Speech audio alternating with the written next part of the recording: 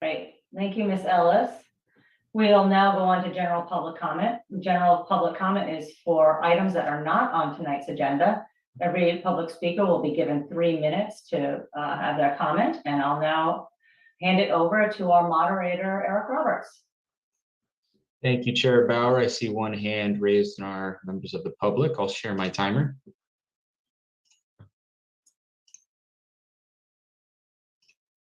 Okay, Taryn Obaid, I've allowed you to speak. You'll need to unmute yourself.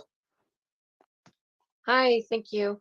I would like to call the Planning Commissioner's attention, please, to the intersection of North Petaluma Boulevard and West Payran. It's where near the police station and the Lucky Strip Mall. It's 30,000 cars a day, and please drive up Petaluma Boulevard North and go to this intersection. Hopefully you'll hit a red light, stop at the intersection and watch all of the southbound traffic make left-hand turns onto West Payran. They make it fast, and there's a constant flow of cars. Of course there is, because there's 30,000 cars a day. Well, there's a project coming up before you in a couple of weeks called 890 Co-op, and they're proposing narrowing the road there on West Payran and removing the red curb, which is now there for a good reason. Semis make wide turns there, and the middle lane is used by 9 distinct traffic functions in the span of about 40 or 60 yards. There's the left turn off of West Payran onto southward towards town. There's people completing and starting turns to get in and out of the Shell station, in and out of the liquor store strip mall, in and out of the Lucky Store strip mall on the other side of the street, in and out of the daycare center there, back over on the other side of the street. It is a very busy intersection. And if this project is allowed to take away the red curb on West Payran for whatever it is, 30 yards, 40 yards, to put in parallel parking there, imagine when you're sitting at the intersection, all of the cars that are southbound making a left-hand turn onto West Payran, they are likely to plow into cars because the road will be narrow that are trying to parallel park. Cars will be stopping, backing up, angling to get into a parallel space. That is not a good solution. We should not have any street parking there. I'm all for the project, but I see high school kids that go to the gas station to get snacks after St. Vincent gets out, nearly getting run over all the time. A lot of homeless people cross there to get to the liquor store. It is a very busy 60 yards of street.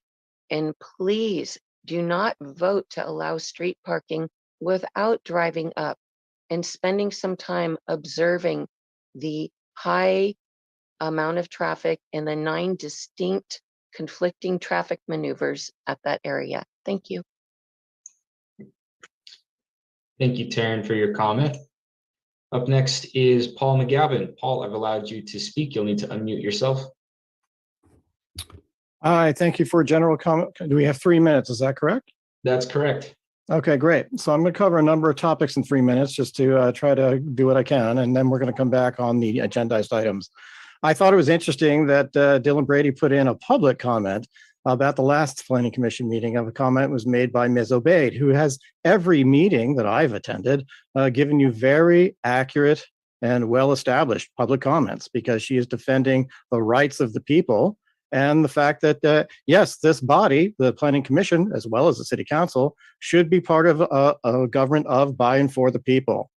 But he makes a statement here, quote, "You seem to be implying that staff are endeavoring to promote the interest of developers and neglecting their stewardship responsibilities in preparing projects for the Planning Commission and City Council review," end quote. Well, I'm going to have to tell you that we're not implying it. We are stating that, and we're stating it with evidence. And so the answer is we have to actually sit down and take a look at all of the activities of the M Group to ensure that they are doing things per their contract, because they have a contract with the city and they must actually fulfill their contractual duties. I have evidence to prove that is not happening.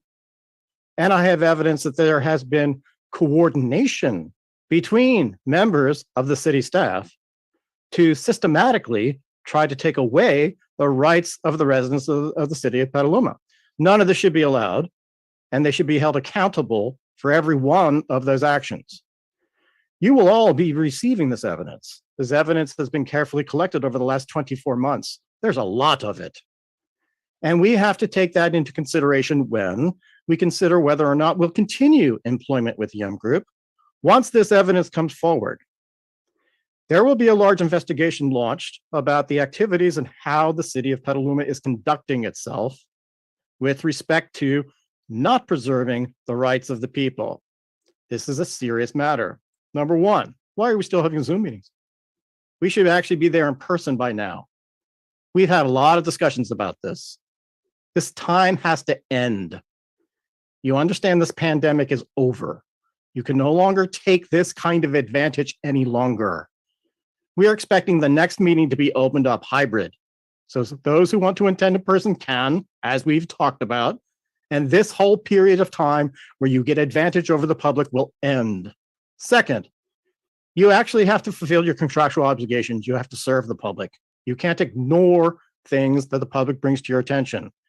The planning commissioners, the city council, and the M group have received a letter from January 13th, which is very relevant to what's happening here tonight. Totally ignored. And then there was a shoot the messenger attempt that happened several weeks ago. All of the evidence of that will be coming forward. Every accountable party who's responsible for it will be held accountable. Thank you for your comment, Paul. Unfortunately, the 3-minute allowance was run over for your comment. And I believe that was our last hand raised from our members of the public. I'll stop sharing my screen and pass it back to Chair Bauer.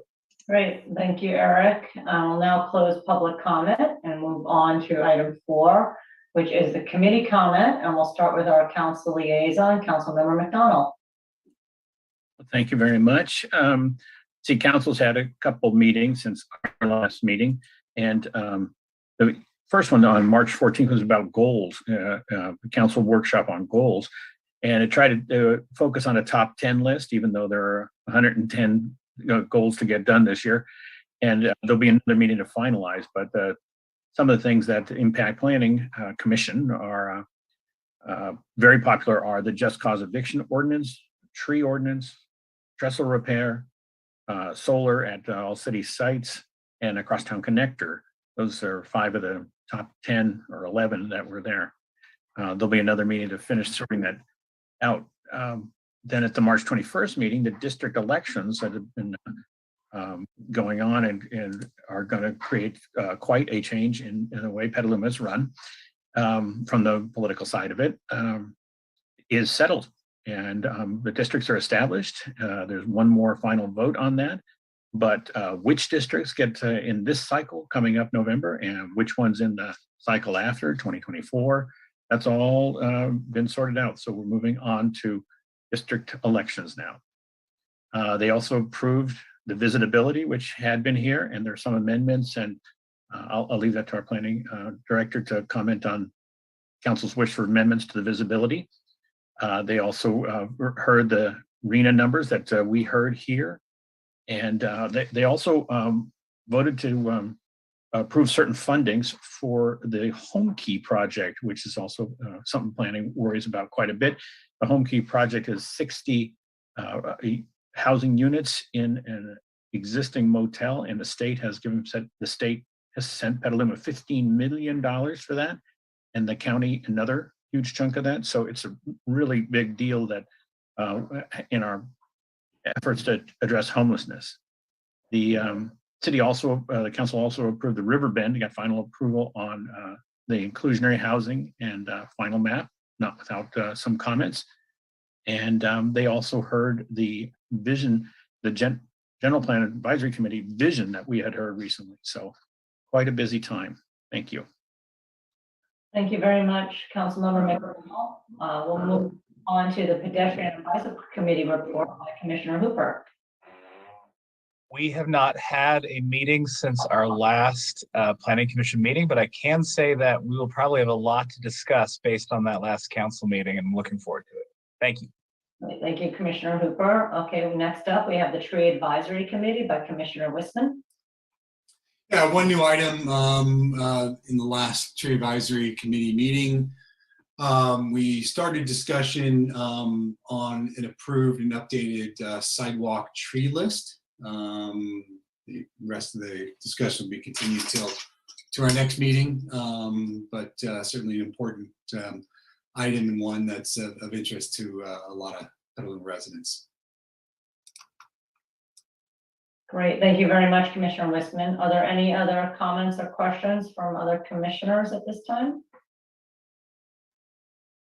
Okay, I don't see any, so I'll move on to our director's report by Interim Community Development Director Heather Hines. Thank you, Chair Bauer. Let's see, touching on a couple things that Councilmember McDonald also touched on. So the City Council at their goals and priorities workshop gave a list of 11 priorities, top priorities of the, I can't remember what it was, 147 or something that we had from the last round. So at this point, that will come back to the council on, I believe it's May 2nd, for further discussion as staff kind of breaks those down and outlines the components and milestones. A lot of the things on the priority list are big items such as rehabilitate the trestle. Well, that's not a one-year plan, not a one-year action, but what staff will be working to do is look at those priorities and try to break it down into some timelines and some steps, some milestones to bring back to the council for discussion. So touching on last night's meeting, so the Riverbend, it was the approval of the final map and the inclusionary housing. So that's largely a ministerial action that happens after the council approves the tentative map, and then the final map comes back. And if it's found consistent with the approved tentative map and all the conditions of approvals and associated mitigations, it's approval of the final map. So that did occur last night. The second reading of the visitability ordinance was approved, and the change we are looking at coming back to the council, and it will be coming through the Planning Commission because it would be a zoning text amendment, would be to modify. There is a footnote in our MU1A zoning district that only allows residential on the upper floors of a mixed-use building, which then does create some concern with, specifically in that zone, with the visitability requirements. So we are going to modify that footnote for that zone to follow some of the other footnotes that say on the upper floors or behind a street fronting use or with a conditional use permit, to kind of just ensure that there's not a conflict there. So that will be coming back through. Since it is a zoning text amendment, it will come before the Planning Commission before going to the City Council. The housing element annual progress report was accepted by the council, so that will now be forwarded to the state, consistent with the statutory requirement that we have that submitted by April 1st. And that's the final one for this round. Let's see. I wanted to make sure you all had still on your calendar, and the packet went out today, the joint meeting with the Planning Commission, the City Council, and the Pedestrian and Bicycle Advisory Committee that's scheduled for Monday to talk about off-street parking regulations. So you should have received a staff report, and that also kind of corresponds with the link to the website that we sent you last week. There is a public website up on the city's webpage with some different resources, articles to read, videos to watch, podcasts to listen to on the topic. So you can dive as deeply as you desire in preparing for that discussion. And then also I wanted to clarify that we will not be having a special meeting on April 19th for the Davidon project. We are still working on the final EIR for that project. So that has not been released yet for public review. So we are going to be pushing that meeting likely into May to allow time for that final EIR to be published, and some time for members of the public as well as Planning Commission and Council to review before that hearing. And I think that's all I had for this evening. Great, thank you very much, Heather. We'll now move on to approval of the minutes from the February 22nd and March 8th, 2022 agendas. Are there any comments on those 2 minutes or changes? Nope, seeing none, we'll go ahead and approve those minutes for those meetings. And then we'll move on to item 7, which is a study session of the housing element. And this is just a study session. There'll be no decision by the Planning Commission for this. And we'll have our principal policy planner, Christina Paul, take it away from here. Thank you. Good evening, Chair and Commission members. Thank you so much, David, for sharing the show. Heather, do you want to introduce us, or shall I just carry on? I'd be happy to introduce this. Great. So this is really one of our initial stops to talk about the 6th cycle housing element. So as I'm sure will be discussed in more detail during this PowerPoint, we are hard at work doing a lot of the background information gathering on the housing element, which does have statutory requirements for the next cycle. So wanted to come before the Planning Commission, much like we came before the General Plan Advisory Committee. Was that just last Thursday? Just last Thursday. And we are preparing for a community workshop. So this is really kind of a housing element 101, kind of to look at what we're required to do and what we are doing and how it fits in with the process. So this is kind of an overview of what we will cover tonight in terms of the general plan and housing and the different factors that go into a housing element, and then along with some discussion prompts to get some initial feedback from the Planning Commission. Next slide. Okay, Hand it over to you, Christina. that's okay. So this is the roadmap, and you've seen this before. This is what we've been working on with the general plan, the visioning materials that you heard at your last meeting, and that were accepted by the City Council last night. Kind of close the phase 3. We will be moving into the alternatives, which are the land use alternatives, before moving into the policy development. And really the housing element is going to be happening concurrently with work moving into those 2 next phases.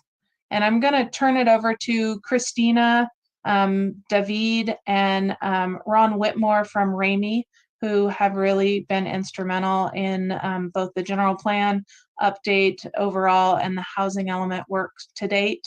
We also have 2 members of our GPAC working group, Dave Alden and Ali Gaylord, that are also here to participate, and they are a working group of the GPAC specifically focused on housing. So Christina, over to you. Yep, thank you. And we can look at the next slide.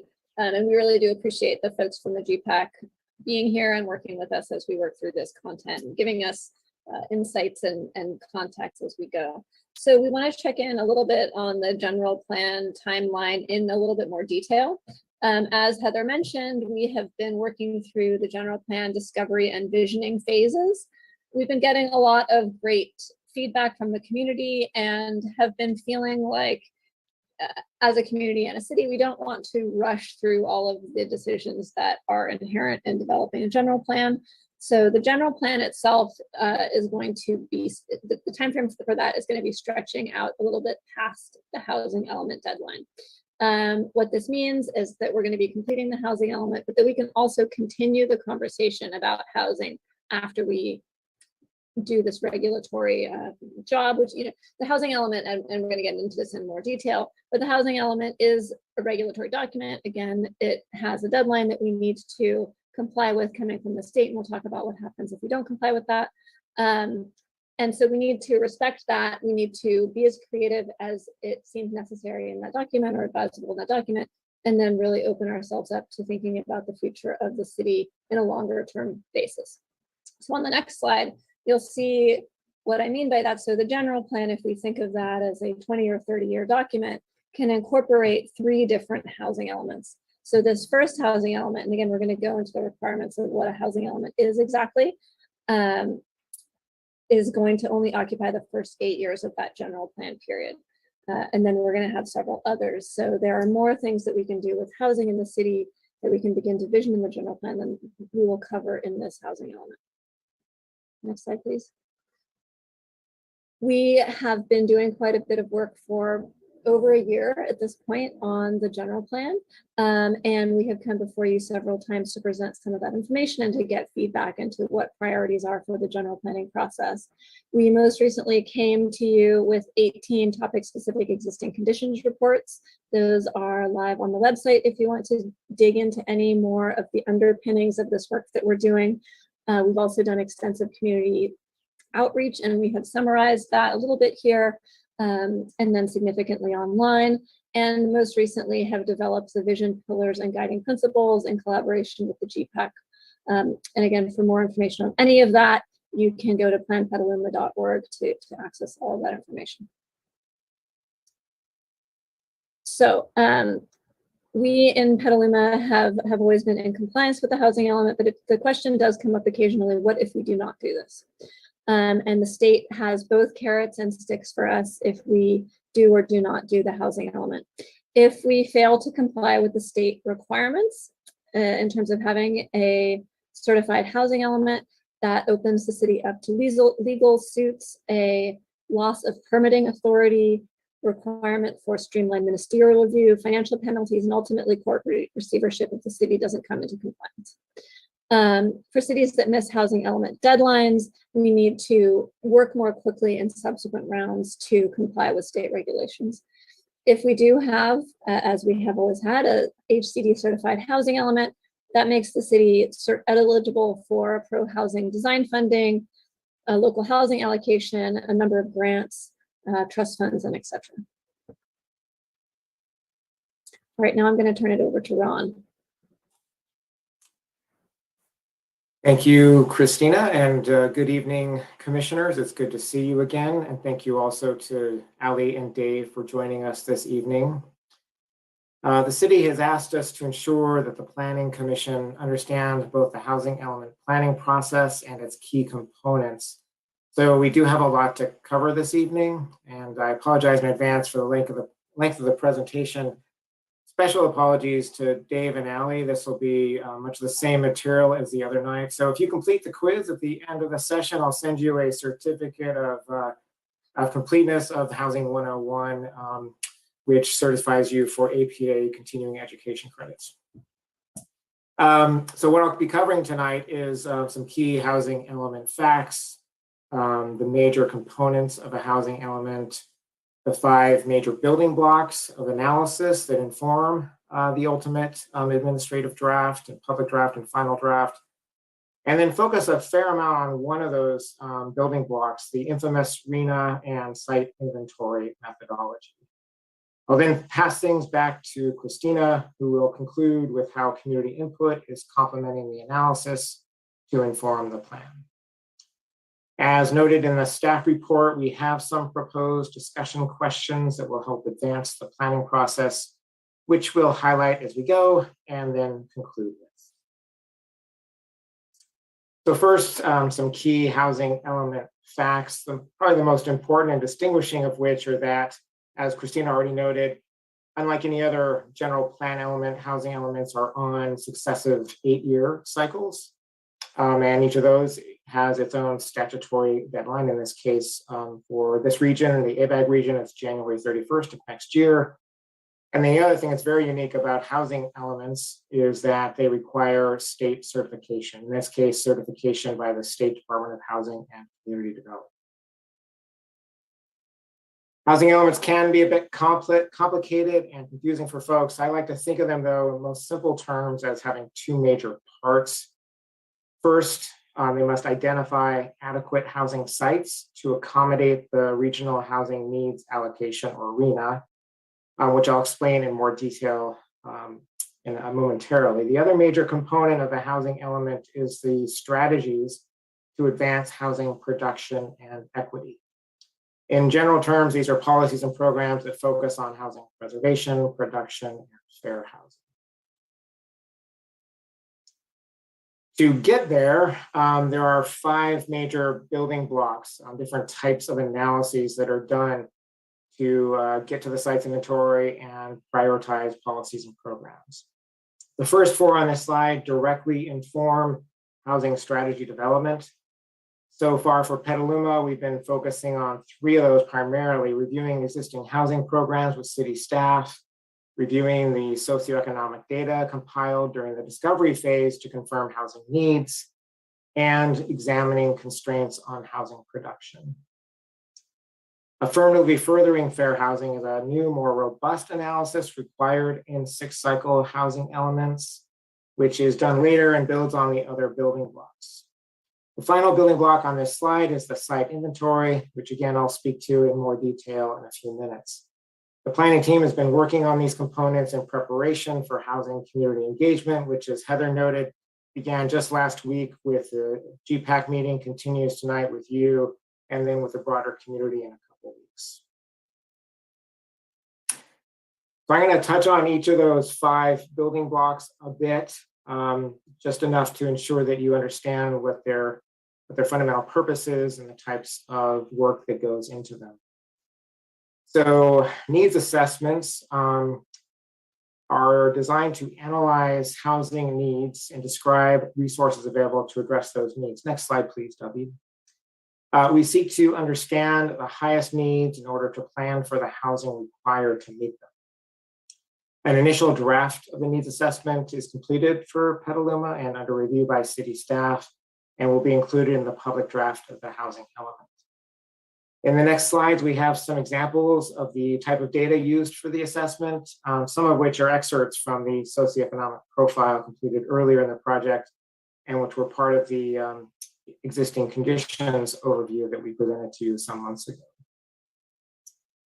So here's one example.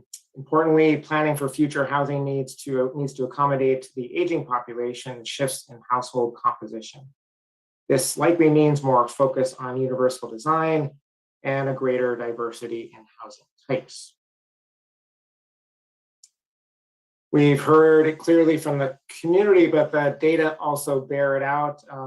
Petaluma needs more affordable housing. It has a higher median income, housing cost in the region and relative to the rest of the state. To reinforce that point, over a third of Petaluma households spend more than 30% of their income on housing, which by a federal definition is considered cost burdened. People are not cost burdened if they don't have to spend more than roughly a third of their income on housing, and there's a large percentage of Petalumans that unfortunately have to. Trends also indicate increasing demand for rental housing and the need to help first-time homebuyers purchase homes. And then finally, related to several of the previous slides, the city needs more diverse housing choices. Currently, the vast majority of homes in Petaluma are single-family detached homes, which may not meet the diverse needs of residents in the future. So that's the first of 5 major building blocks. The second is the affirmatively furthering fair housing assessment, which is similar in terms of data sources and analysis, but different in focus than the housing needs assessment. With the 6th cycle, as I noted, a much more thorough review of fair housing is required. The housing element must include a summary of fair housing enforcement, as well as capacity at the local level. And that includes an assessment of fair housing in the 4 areas listed on the left-hand side of the slide: integration and segregation patterns, concentrated areas of poverty, disparities in access, and disproportionate needs, including displacement risk. Building on that assessment and using additional fair housing analysis tools, this includes an analysis of citywide trends, as well as the site inventory itself through an affirmatively fair housing lens. Based on all that analysis, the housing element must then identify and prioritize contributing factors to fair housing issues, and then include goals and actions to address those factors. On the next slide, you have a snapshot from the AFFH data viewer, which the state has made available to communities to support their analysis.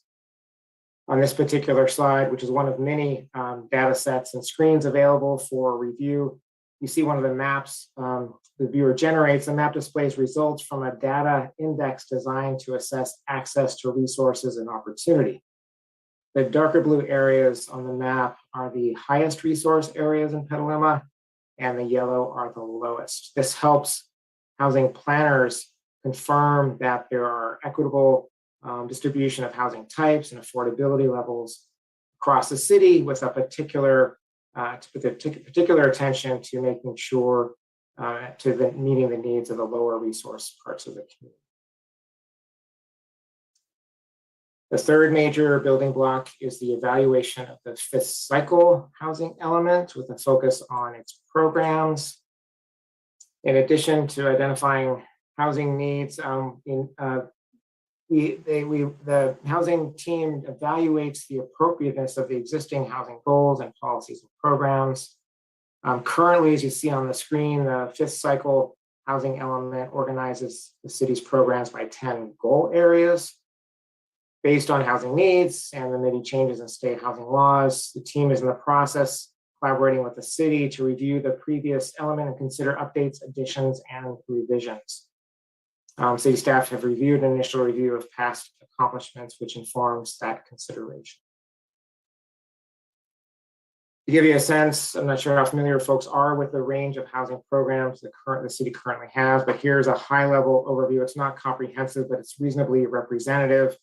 You see in the 5 major buckets: homelessness, anti-displacement, fair housing, diverse housing production, homeownership, some samplings of the types of specific programs the city is currently using to achieve related goals.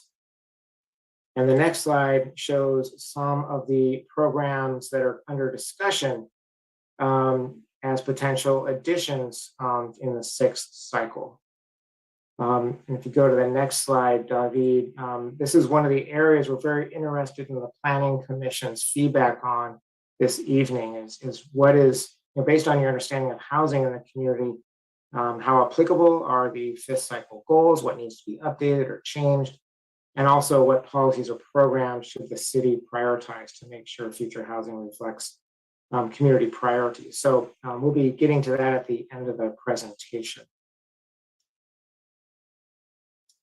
The next major building block for the housing element is an analysis of constraints. Next slide, please. There's really fall into 2 types: governmental and non-governmental. Constraints are considered actual or potential constraints to housing development, and they can include, on the governmental side, land use controls, permit procedures, codes, improvement requirements, fees, et cetera. And on the non-governmental side, it include a range of things, including sensitive environmental areas that limit housing production, hazards, costs, financing, and other inputs and factors that influence the actual construction on the private side of housing. Finally, and perhaps of greatest interest to many folks, is the housing site inventory. You've likely heard a lot about the RHNA, or the Regional Housing Needs Allocation. It is determined by the state and the region's council of governments, in this case, ABAG, the Association of Bay Area Governments. Petaluma's final RHNA was approved by ABAG in December, and is broken down by income category on the left side of the slide. In the housing element site inventory, and this is really important, sometimes confusing for folks, the city must demonstrate that it has adequate housing sites for these 1,910 units by income level. In other words, it is about capacity to accommodate housing. It is not necessarily the proactive identification of where housing will or should be built. And we really can't emphasize this point enough. It starts, and I'll say a bit more about this in a bit, it really starts with an assessment based on existing zoning and where housing is permitted of how much available, how many available sites, and based on that, how many units could be built in the city as it currently is. A few key related points and subpoints there is each jurisdiction must demonstrate that they have planned for adequate capacity to meet their arena. However, the state does not require that jurisdictions build or finance that new housing. Likewise, the inventory is not regulatory. It does not control when or how much housing is actually built, nor is future residential development in any way limited to only those sites included in the inventory. Land that is not identified in the housing element site inventory may be zoned or developed for housing, depending on actions and policies taken by the Planning Commission and the City Council. New housing construction is based on a variety of socioeconomic factors, as you know, such as demand, financing, costs, et cetera, and is ultimately driven by private property owners. You should know that if current zoning cannot accommodate the arena, and rezoning will be required either to increase allowable housing densities or to allow housing where it currently isn't, that can be considered. As I'll note in a few minutes, currently that does not seem to be the case or necessary for. So there are 5 basic steps to developing the site inventory, and I'm going to briefly talk you through those. So first, you identify likely sites. We often refer to these as the lowest hanging fruit, and then identify additional opportunity sites. We then look at that complete set of sites and evaluate and analyze them more closely to confirm their feasibility and acceptability per HCD criteria. And then we calculate build out, confirm we have enough sites, and then review and revise steps 1 through 4 as necessary to get to the preferred set of sites for the city's housing element. So again, steps 1 and 2 are really a matter of looking at the existing landscape based on current zoning and identifying where it seems likely and possible that housing could be easily produced in the next 8 years. The first step is to identify housing that is likely to be built, and that includes really 2 sub-baskets. One is ADUs, and our HCD allows us to count ADUs towards the arena if the projected number of units aligns with an established local trend using the annual average of permit approvals over the last 3 years, so from 2018 to 2020. Pipeline projects, in turn, are those where housing has already been approved and is in the planning process or is under construction. Pipeline projects for the 6th cycle can include residential projects that have been approved or are currently under construction, but are not expected to receive a COO or certificate of occupancy by July 1st of this year. The next step is looking at sites that are very likely, but not as assured. We often refer to those generally as opportunity sites, but there are really 2 types. Opportunity sites, we consider 5th cycle inventory sites that could be reused. Sites of interest are those where there is a demonstrated interest in building housing through inquiry from a property owner or previous applications. The opportunity site, just a few notes about the 5th cycle sites. They can generally be reused. However, they do need to be evaluated or for continued feasibility and suitability relative to community priorities. For example, floodplain proximity to transit, habitat preservation, and other factors. Of note, yeah, go ahead. Can I just add, I just want to be really clear for those, watching, members of the public. What is shown in this graphic are the sites that are in the 5th cycle. These are the sites that are in the site inventory in our existing housing element. This is not what is necessarily being proposed in the 6th cycle. So I just don't want people to see this and react to this as what is being proposed, but instead this is just coming from the existing housing element.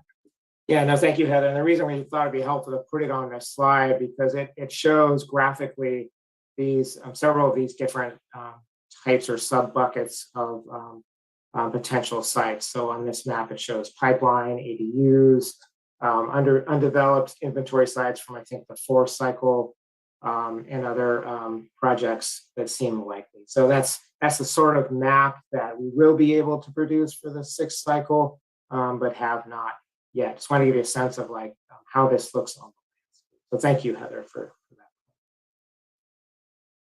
So I want to show you now what that looks like from a more kind of analytical basis. And so these initial steps are reflected on this table and in the table that follows on the next slide. And what you see here are numbers that reflect the inventory in progress as of today. This is likely to change, but we just wanted to give you a good solid sense of what we're doing and what the numbers are beginning to look like, just so you can anticipate where we're headed down the road. So at the very top, at the top row is the RHNA target. We then subtract demonstrated ADU trends and pipeline projects, which give us a total number of likely housing sites. That is in orange-ish in the middle. We then subtract from that the RHNA to identify the number of sites that we still need to account for. Per an HCD requirement, we then add a buffer to the lower income sites, in this case 30%, to ensure sufficient overall housing capacity. And so at the bottom of this slide then is how many additional sites we still would need to identify after accounting for ADUs and pipeline. And that row is at the top of this next table which shows you the 2 buckets within the 2nd step that I just explained. So you see the balance carried over, and then subtracting out of that additional sites, including opportunity sites, which includes a sampling of 5th cycle sites, plus additional sites where there's demonstrated interest from landowners or developers. Total of those is in the pink row near the bottom, and the final row here shows you the surplus that, based on the analysis as of last week, that we currently think Petaluma has based on existing zoning. Ron, can I add, because this is a complicated and extremely important Sure. table. So what Ron is doing is he's helping to walk through the process that we're going through to help identify these opportunity sites, or the sites that we want to identify in the housing element itself. So we have not gotten to a final site map. We've done a lot of outreach. We've gotten a lot of feedback into where people do and do not want to see housing. And with all of that in mind, we're looking at the sites that are currently zoned for housing. Either they were in the 5th cycle, or they were not in the 5th cycle, but they were still currently zoned for housing. And we are looking at those sites and seeing if we can meet our RHNA obligation, as we will express it in our housing element, using those sites without changing zoning. We're also looking at what would happen. There are some sites that are of interest that we might have to change zoning for, but we're being fairly conservative to see if we can do it without changing zoning in this round. That doesn't mean that we can't talk about other sites in future cycles, but for this cycle, the thought exercise is, can we do this housing element using these sites that have already been identified? And thank you, Christina. Just to build on that last point, it's not uncommon for cities who find that they have enough capacity with current zoning to, in their programs, actually identify a program to adjust their code, either by allowing housing where it currently isn't, or increasing allowable densities or heights, as or the case may be, to increase capacity. But they don't need to include that in their inventory, which then avoids the trigger of some other time-sensitive requirements associated with the housing. And so there's no downside to not not having to rezone to achieve your RENA increase. In fact, it increases some of your flexibility with the planning effort. But again, to emphasize, it doesn't preclude the city from doing that. And it can include that as a program in the housing element, and also for the broader general plan effort, as Christina noted earlier. We're certainly going to consider potential changes in land use mix and a way that would adjust future settlement patterns the way that the city really prefers. A related subpoint here is that it's important not to see a site inventory necessarily as a demonstration of the community's preferred future housing mix or distribution of sites. It's simply a reflection of where the current zoning permits housing relative to the RENA target. Right. One final point, and Ron's going to go into this in more detail. But when we see a surplus, we say, well, this gives us more flexibility in the housing element to choose between the sites, and Ron's going to go into this in more detail, that the community and decision makers would prefer to or prefer not to develop.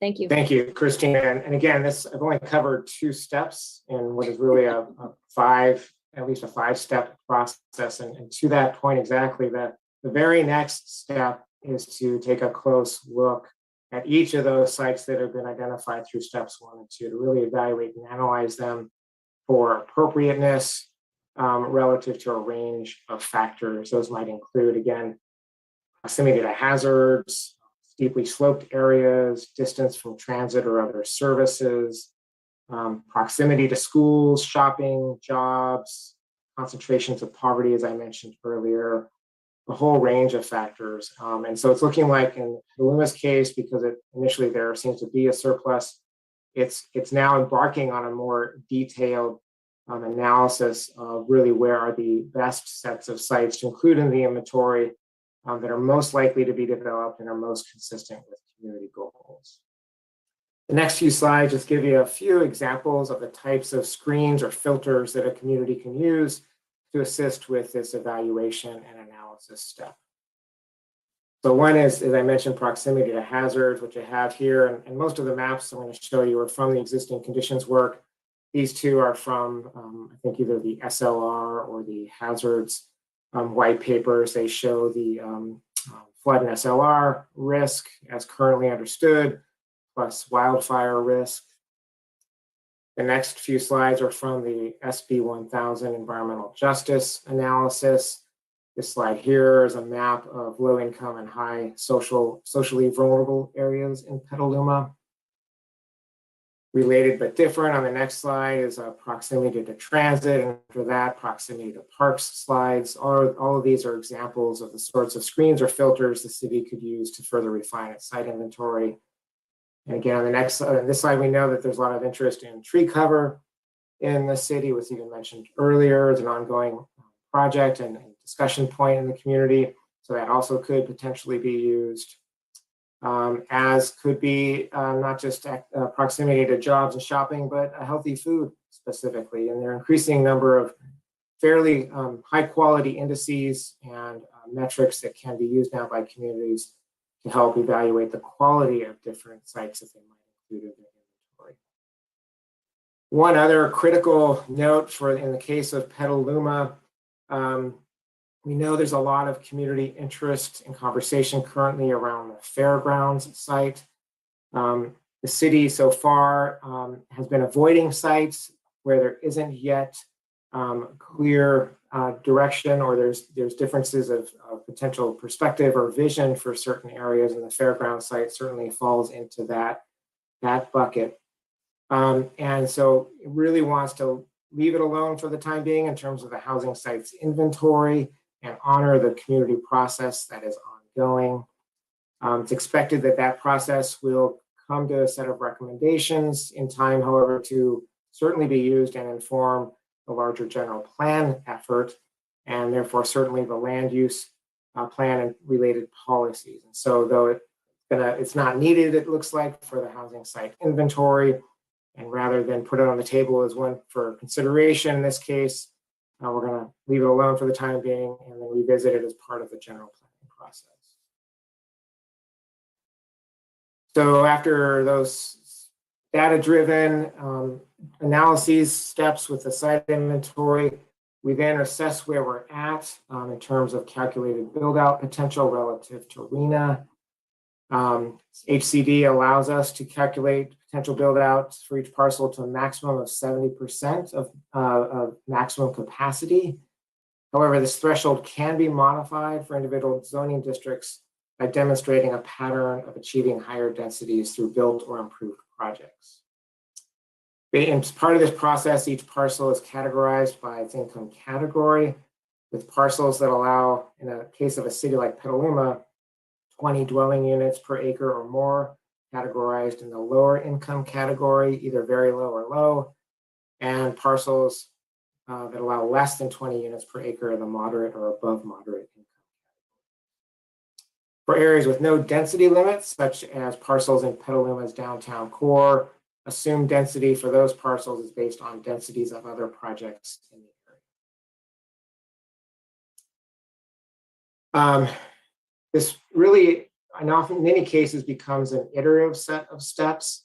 And so the project team, in the case of Petaluma, will review and revise steps 1 through 4 until an adequate number of appropriate sites are identified under the current zoning. And again, if the city cannot meet its RENA under current zoning, then locations can be considered for additional new housing that require either a change in zone to allow housing where it's not, or upzoning to allow higher densities than are currently permitted. The final sites inventory will include a detailed data table based on a template provided by HCD of all the sites with their characteristics, calculating the build out by income category and documenting the viability of each person. So again, we know there's a lot of interest in sites, and so we're certainly interested in the Planning Commission's input. We're very curious about what you think are the key characteristics of sites, for future sites for housing, and then whether or not you think there are density or heights that you think are appropriate in different parts of the city that may be different than are currently allowed under zone. So at this point, I'm going to pass it back to Christina, who's going to share with you some of what we already heard from the community that directs this housing planning, and then we'll look forward to your questions and comments. All right, thank you so much, Ron, and thank you all for sticking with us through that. Through all of that information. We really wanted to make sure that we gave you as much information as possible about this complicated topic so that you felt well equipped to start thinking about these questions. Next slide, please. We have been doing quite a bit of community outreach and receiving input on the general plan and on housing. That started with a survey even before we brought Ramey and Associates on. We've been doing area meetings and pop-up meetings. So area meetings were online where we focused on different quadrants of the city. Pop-up meetings, we went to a variety of different locations around town, including farmers markets and library, to meet people where they were, to give us feedback on all kinds of issues related to the general plan, and we asked some specific questions around housing. We also did the visioning workshop. And so here we have a summary of some of the key points that we distilled from that information. Again, if you want more data on any of this, or to see any of the charts that were produced in any of this outreach, then you're welcome to go visit the general plan website. We heard that housing really is a high priority to Petalumans, and we heard lots of ideas about where that housing should go and what kind of housing it should be. This is all reflected in the vision, pillars, and guiding principles, and diagrams that we have produced to summarize that work. I also want to add that we're going to be having another community workshop, this time focused on housing, on April 7th, and we're going to be showing some of this information in more detail then. Folks were really interested in eliminating homelessness and providing affordable housing, as well as avoiding those high hazard areas, environmentally sensitive areas that Ron was showing on those maps earlier, as well as providing infill housing, creating a diversity of choices, really infilling or providing services and opportunities to lower opportunity areas, preserving community character and sense of place, and making sure that we serve all the community members while thinking about our goal of carbon neutrality. Next slide, please.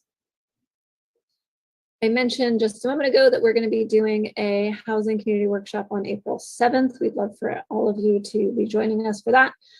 We are also doing some interviews and focus groups of technical experts. So our economists specifically are talking with affordable housing developers and real estate agents and market rate housing developers and property owners about the ins and outs of the Petaluma market so that we can best understand what will and will not work here. Then again, very importantly, we have our GPAC housing working group that is giving us feedback and helping to reach more community members along the way. And we have Ali and Dave and Janice here this evening with us from that group. Thank you guys so much for being here. You can contact Ali Gaylord. Folks can contact Ali Gaylord if they're interested in attending any of those meetings, any of those public meetings for that working group. They're not all public because it's a working group, but they will be having some public meetings, I believe. As we move forward into the summer, we will be drafting the housing element, having an open house on the housing element, and coming back to see you all. Then, as ever, we'll be doing our monthly GPAC meetings, which are a great opportunity to tune into the hottest topics of what's going on with the general plan. All right, so this is a summary of our discussion questions, and we tried to sprinkle them throughout to give you guys an opportunity to think about these topics as we went. We're interested in what characterizes sites where you think future housing should be developed. And that could be locational, size, ownership, type of current use, etc. What densities and heights do you think are appropriate at those sites? That will very likely differ across different areas of town. And then thinking about the policies or programs. So how should the city prioritize its work to make sure that future housing that reflects community priorities? As Ron mentioned, this is an opportunity to point to kind of large moves and we might be capturing in the site inventory. So that could be thinking about rezoning or thinking about height adjustments, that kind of thing. There are many others in that list that we presented.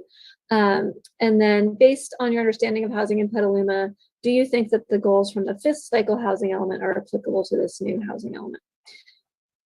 All right, and with that, thank you so much. And I will turn it over to you, Madam Vice Chair. Okay, thank you very much for that really great presentation to the both of you. It's very informative and organized and well thought out. Thank you for that. Right now, I think we'll go to commission questions, and then after that, we'll go to public comment, and then after that, we'll do commission feedback. So let's switch it over to, let's see, please raise your hand, commissioners, if you have any questions for staff and for the presenters. Okay, and I see Commissioner Hooper. When looking at possible sites, I understand that you wanted to focus on not having to rezone, at least at this stage. Was there any consideration of commercial sites that might be for good use to be rezoned for an upscale density?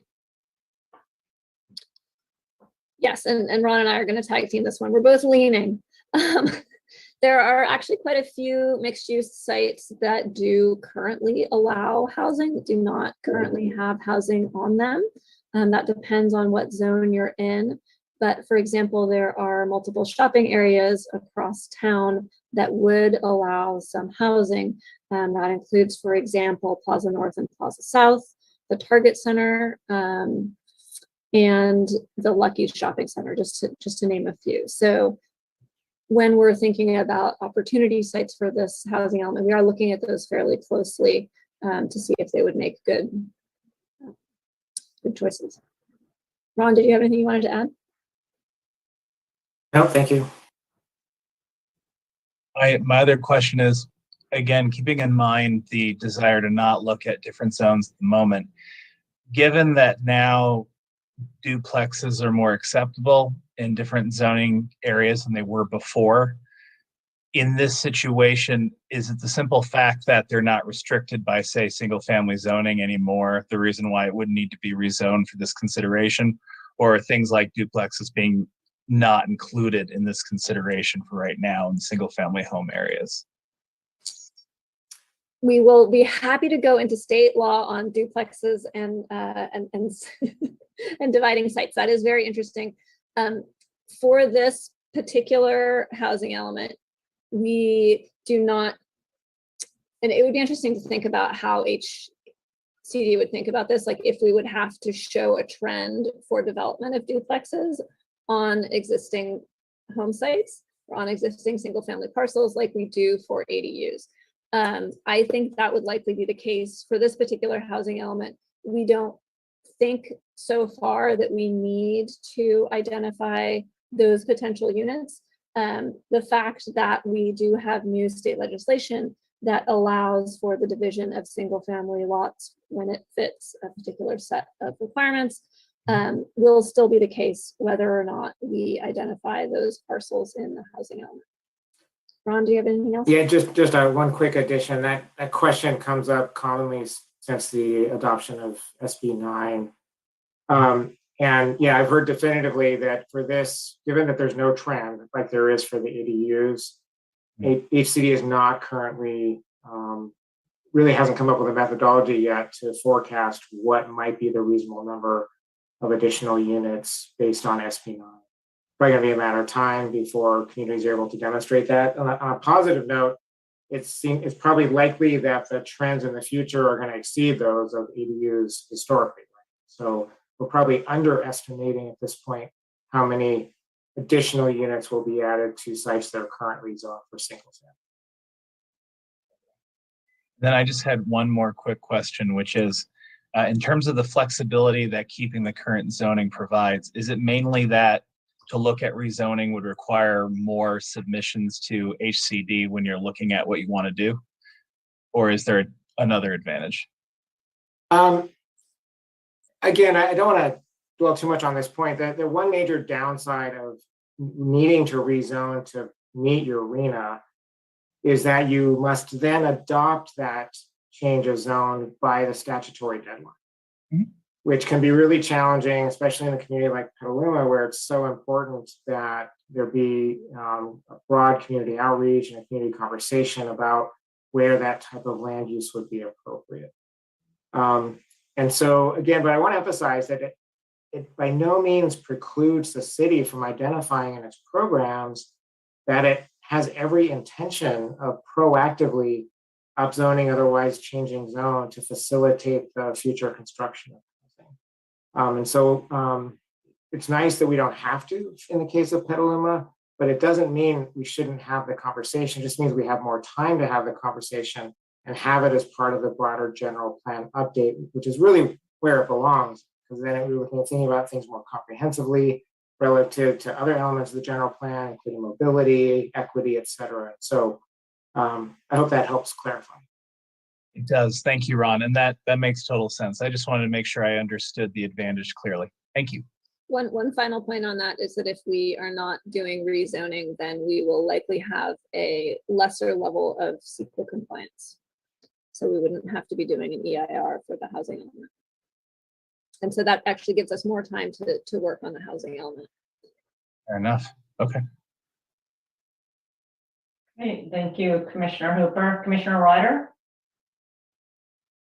Thank you, Vice Chair. And yes, thank you for that thorough presentation. Just have a few questions. Hopefully they're not too far afield. I have some perhaps out of left field kind of questions. So given that we're so far over on our numbers on above moderate income housing, you've mentioned a couple of potential mechanisms like ADUs or splitting into duplexes, but are there any other mechanisms that could actively convert existing above moderate income units to more affordable options? I'll start. There are. One example is something that we've been discussing with our planning sub-consultant in the city, which is to consider the possibility of providing a mix of carrots or sticks for ADU development of a certain type or affordability level. And some cities will also give property tax reductions for affordable housing that is provided. So there's a variety of tools you can use to incentivize ADUs and other additional units that add additional density to hit other segments of the housing. Right, and that basically entails the adding to the total housing, which is certainly what we're talking about. But I just wonder, since we are over on one and under on the other, is there a way to convert what's there? Oh, convert existing from being less affordable to more affordable? Correct. Well, that's an interesting question. It's actually, it's a not directly answered question, but a little more context actually is one funny thing about housing elements relative to the annual APRs, which Heather mentioned earlier. In the housing element, you use density as a proxy for affordability. So in the case of a smaller community like Petaluma, that threshold is 20 units per acre. However, that has nothing to do with how a city then has to report to HCD on its actual affordable unit construction, which is based on AMI. The answer to your question partially depends on whether you're talking about planning and the site inventory or the actual supply of either deed restricted or other, AMI determined affordable housing. And I just want to add a little bit of more context from an economic perspective. Producing housing is a fairly complicated topic. And so thank you for wading into it with us. We actually did a presentation on Housing 101 and housing finance to City Council, and Ali presented with us at that time last year. So maybe we could send around the link to that to give even more information that I'm going to go through right now. But one of the interesting things about producing affordable housing is that one of the ways the city does that is by having an inclusionary requirement. So for market rate projects, we require that 15% of those units are affordable. Another way to get affordable units is to have projects that have a higher percentage of affordable housing or are all affordable housing. All of those projects have to pencil out. So it's not that we cannot do a high percentage affordable projects or 100% affordable projects, but one of the ways that we get affordable units is by having those market rate units. And the developers tend to be kind of different. So it is very, very common to have more market rate units than you are required to have and fewer affordable units because they are difficult to finance. Can I add to, and I apologize if I'm jumping in and so I'm not understanding all the context because I lost connection and regained connection. But also, what Commissioner Ryder is bringing up in terms of tools to incentivize conversion of existing above moderate units to lower income units. I think that's what I understood, Commissioner Ryder. I mean, I don't have an answer off the top of my head, but I think that's a great comment that we can note down and talk to Veronica Tam, who is the housing expert on the team when we're looking at programs. What kind of programs are there available for conversion or incentivize conversion of above income? Great, thank you. Appreciate that thorough answer from all of you. A couple other things, and these are, I guess they speak to probably the broader general plan question is, I like seeing the contextual part of your site assessment in terms of identifying that housing should have connectivity.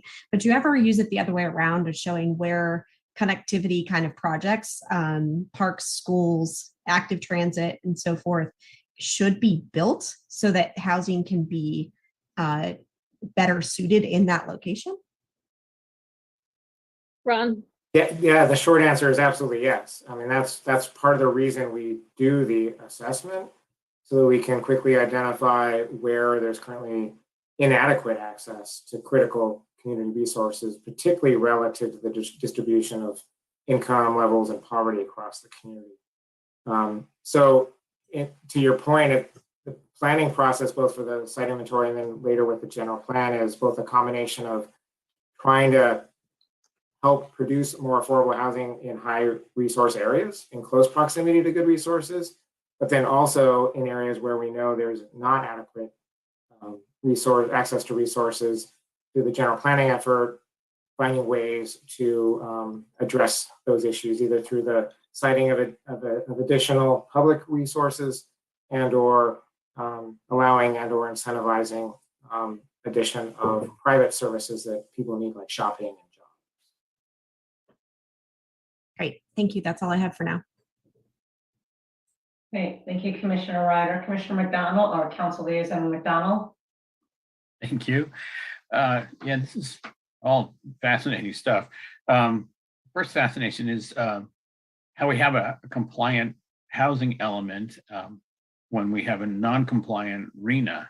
You know, we're finishing the end, and it points out the difference that you guys are talking about between the element and what actually happens there. And just to touch on Commissioner Ryder's point, Ron mentioned the deed restriction has to happen on a conversion of or to be counted as a affordable housing. And so that would be one of the criteria for a conversion is deed restriction. And generally speaking, affordable means subsidized. There has to be money that takes it out of the market rate and puts it into the, so one program I heard about is that Petaluma is very lucky to have the Sonoma Housing Land Trust manage single family, duplex, these kinds of things as ownership opportunities. And the proposal was to have the lowest pricing housing in the city purchased up and put into the deed pool. You would need to do two things. One is you need to subsidize the purchase because the person who buys the house is inherently a lower AMI, couldn't pay the market rate. So you need to have the subsidy to do that. And secondarily, the houses are often not in tip-top shape, and you need a community partner like Rebuilding who could come in and make it a more livable unit. So there are programs and suggestions like that, but it does come down to, with a limited finance resource, what's the best bang for your dollar? Where do you put that social dollar to get the most affordable housing? And so far, conversion of existing units hasn't found a path that's funding competitive with the other affordable housing paths that exist. When we were touching on the housing needs section and all the constraints and all the desires and whatnot, it seemed to me that we're making a clear statement that the housing has to be much more dense than it has been in prior cycles and prior proposals, and it could lean hard towards multifamily. Is that an acknowledged element at this time, or are we still sort of in an exploratory stage where we don't have to say that as a definitive fact yet?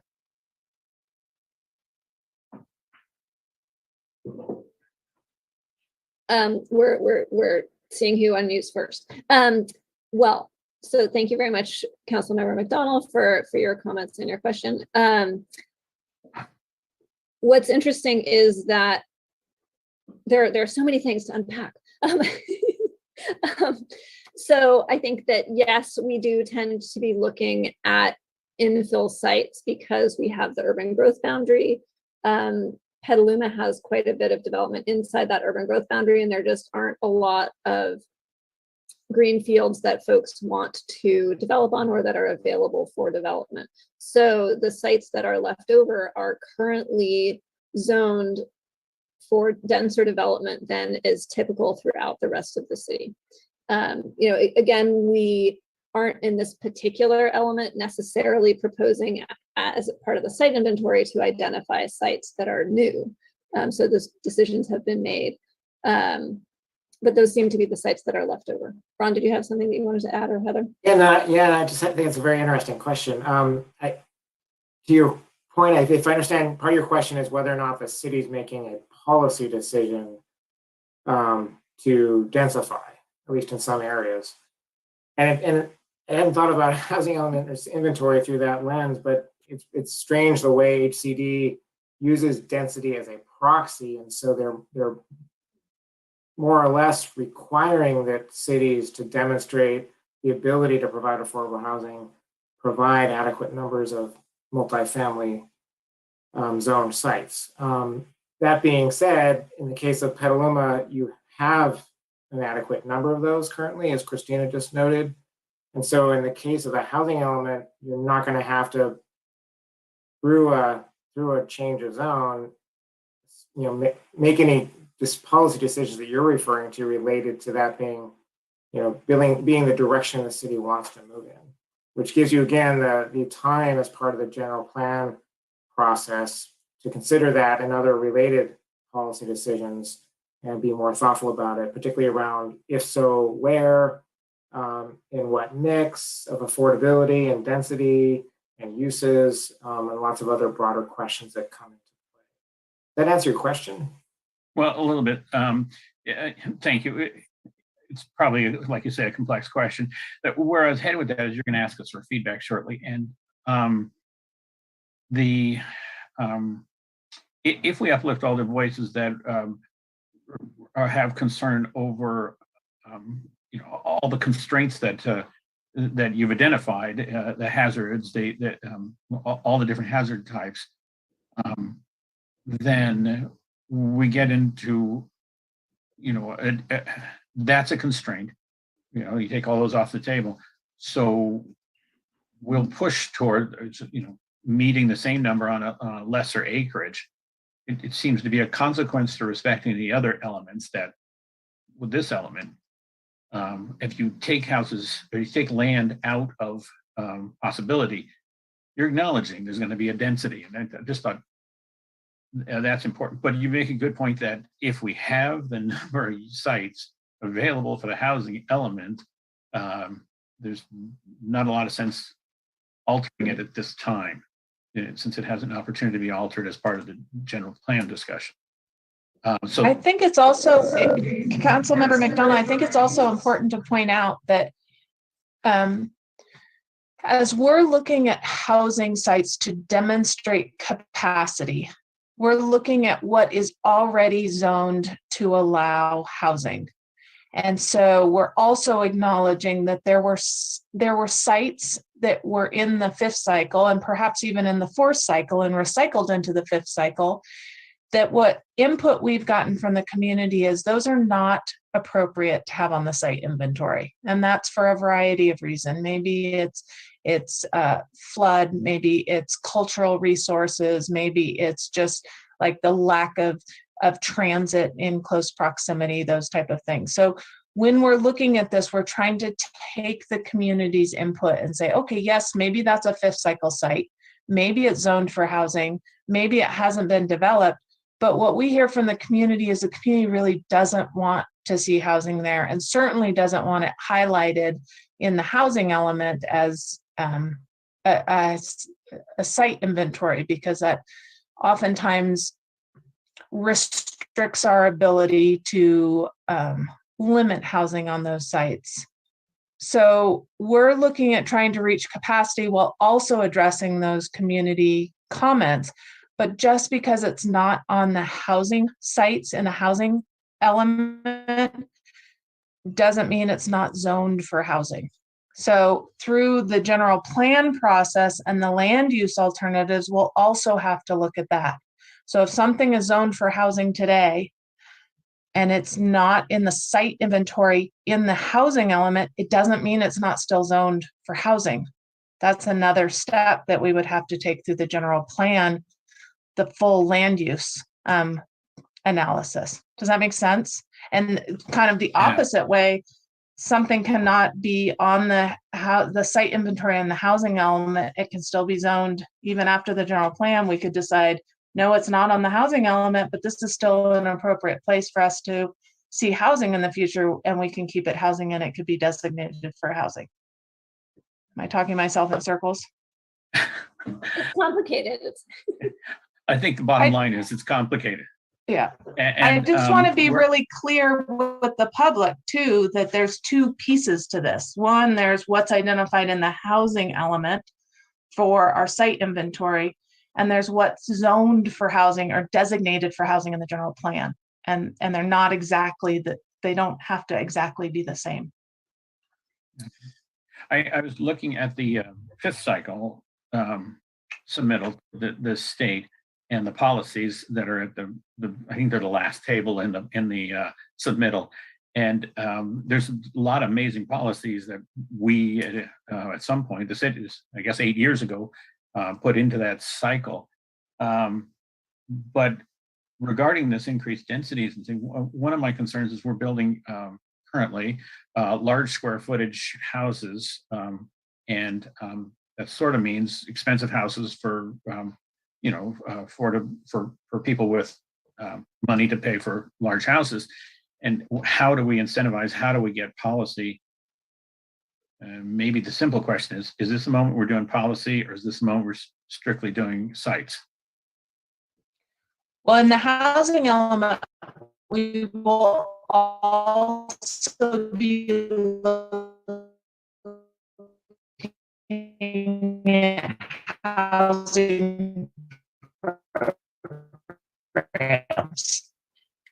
And so Veronica Tam, who is the housing consultant on this team, is currently looking at all of our programs in the fifth cycle and has gotten input on, my internet might go out again, has been feedback on existing programs. And we've also, staff has said, let's think big, let's think outside the box. Here are the things we're hearing from the community. Here's where we're struggling. You're the expert out right for Petaluma. We can say, no, then that one's not right for Petaluma, but at least to know kind of the breadth of options we have out there for exactly those things. How do we incentivize smaller units? How do we incentivize a greater variety of units? You know, all those kind of questions. So we will be dealing with those in the housing element as well. Thank you. Perfect on that one. And the other question I had was, in the opportunity sites, we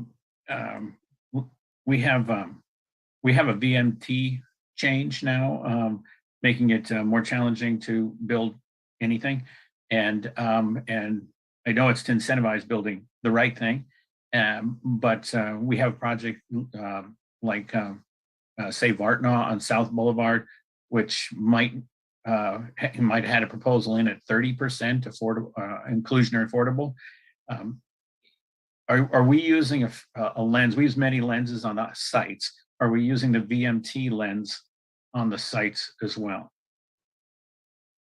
In short, yes, we are doing a layering of wildfire and VMT and flooding and habitat and all of these things, and working to optimize the sites so that we are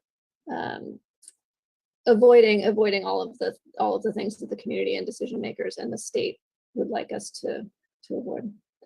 So that doesn't necessarily, we don't have a final site list right now. So it doesn't necessarily mean that we're going to screen out all the higher VMT sites, but that's certainly one of the considerations that we are looking at.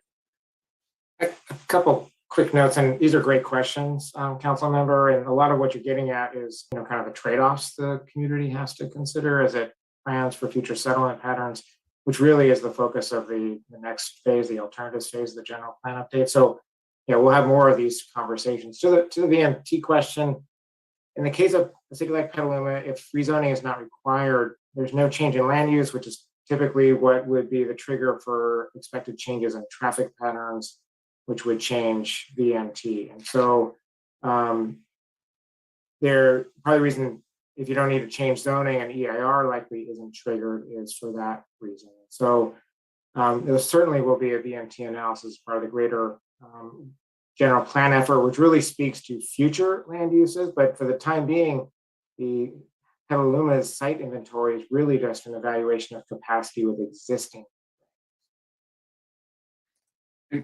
I appreciate that. I guess my last question was regarding the community input that was taken, and housing is a priority. But is there any cross polling to drill down? Do they mean housing so long as it doesn't add any traffic? Or do they mean housing so long as it isn't near me? I mean, or is it an academic perspective of the need for housing? Is there any way to separate that when we ask questionnaires? Ron, do you want to? Yeah, sure. No, that's a great question and very timely. We're just in the process of refining the sorts of questions we'd like to ask at the upcoming workshop. And I think that's a great idea to really drill down, like, well, when you say you're supportive of housing, yeah, what exactly does that mean? So where, what types, at what cost, that sort of thing. So great ideas. And so, yes, we'll certainly endeavor to get at that level of understanding of community perspective. Thanks. We have a statistically valid survey as something that is scoped for us to do in the future, but we haven't done that yet. You know, we've run open houses and we did a survey in 2020, but that's something that we could also look at in more detail when we do our statistically valid survey, where we'd really make sure to get a breadth of folks responding. Thanks. This is exciting. Okay, thank you, Councilmember McDonald. Commissioner Wissman?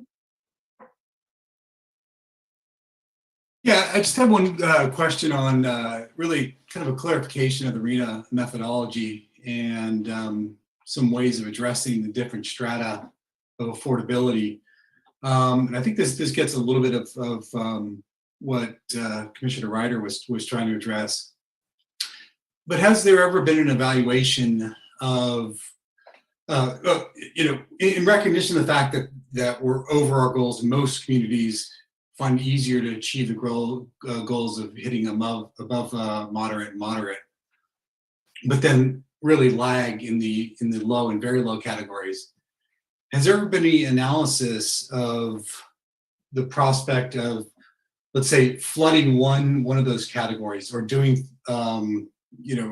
implementing practices that overbuild maybe in one category with the hope that during the housing element period, that increase in supply in that strata will then lower the price and make affordability greater at the strata that's right below it. So, essentially I'm kind of raising a straw man and just saying, is there any validity to that concept? Because the other than that other than the stratas being easier, greater to reach based on historical building, are also hearing that the very low and low have certain kind of fundamental and structural impediments, especially achieving financing for those projects, that regardless of how much you allocate there, they're not going to be met because the funding isn't available or the funding structures are too difficult. So is there some other, market forces we can use to force funding from one strata to another? That sounds to me like maybe you're suggesting the city consider increasing its inclusionary zoning requirement, and maybe even restricting the extent to which builders can pay in lieu, instead actually require housing production, and then maybe incentivizing then market rate to the point where you're more likely to get more affordable housing. Is that along the lines of what you're asking about? Yeah, I'm not sure. I'm not going so far as to recommend the measures by which to do that, but just whatever tools are in place that allow a focus of greater building towards, let's say, the low-income category, such that the excess building in that category translates to more availability at the very low level. I think it's a great question for us to ask our economists. And I kind of want to pick Allie's brain on this too. I don't want to be here all night because I think we could we could go for quite a while on affordable housing finance and how to finance each of those different affordability levels. But it's a really great question. Yeah, it is. And just to reinforce, these are very timely questions, exactly the sorts of questions we're all considering at this point, and really are being considered by communities statewide. And I wanted to note, Veronica Tam has been mentioned a couple times. Unfortunately, she was not available to join us tonight. We had tried to find a time when she was available, when the commission could have a quorum. Unfortunately, it proved nearly impossible. And so this isn't your last go at this. And so there will be opportunities in the future for you to engage directly with Veronica. Plus, as desired and interested, we also have an economic team which does a lot of housing specific analysis as well. So we were certainly logging these questions. We'll explore them further with the team. And if we don't have solid answers for you now, we'll work on getting some.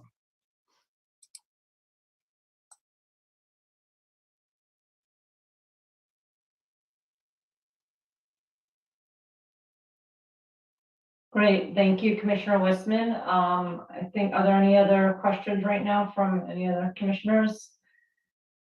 If not, we'll go to public comment. I will let our moderator, Eric Roberts, take over public comment from here. And then after that, we'll go to commissioner feedback. Great, thank you, Vice Chair Bauer. I don't see any hands raised in our attendees tonight. I'll just provide brief instruction.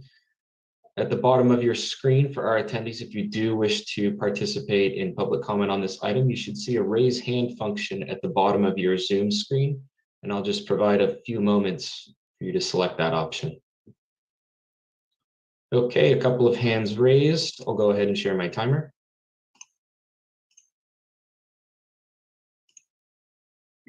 And up first is Susan Kirks, followed by Paul McGavin. Susan, I've allowed you to speak. You'll need to unmute yourself. Thank you. I believe I've seen this presentation and participated in a previous setting, and I wanted to share what my comment was in the other setting. I think it would be really helpful to have the natural environment of Petaluma, which includes sensitive habitat areas. And let me just say that I love saying the word habitat with this new general plan update process, having been involved in the prior general plan and attending every single meeting way back when, and literally engaging in a very uphill climb to have a level of attention for a natural environment that just never came. And so what you see in the current general plan integrated with the housing element is just kind of a mess. I just want to say it. So I think it's a real challenge to use the current housing element and then think about your future housing element with all of the considerations that we need to think about now. And to do that outside of having an accurate mapping that includes wildlife corridors and habitat areas, sensitive environmental areas, and another a commission member had mentioned the real benefit of having the overlay of schools and parks and other things. I just don't even know how you do it. So it feels very segmented what's going on. And I understand it's probably the traditional way to build general plan elements, but I'd just like to ask that there be a level of awareness that when you're speaking about areas of housing, which by the way, I definitely support mixed use infill, but not infill at the expense of our environment. And a perfect example of that is the Riverbend project that was just approved by the City Council last evening. It's horrifying. It's going to take an area that is a beautiful natural area that had important biological resources that were never adequately reviewed and just blanket it over with houses and save a few trees. it is just not what we in our community should be doing. So I appreciate being able to attend this session with you. Probably we'll do it again at another meeting. And I appreciate any commissioner who approaches the housing element by thinking about equity, housing opportunity, very low income housing, amenities in an area where neighborhoods can develop, redevelopment of the shopping center areas. And also, I think you should look at the two slaughter operations and processing facilities, one in East Petaluma and one in West Petaluma. By transitioning away from that type of business in Petaluma, that would give two significant properties that could be redeveloped, re-landscaped, and honor living situations and also provide housing.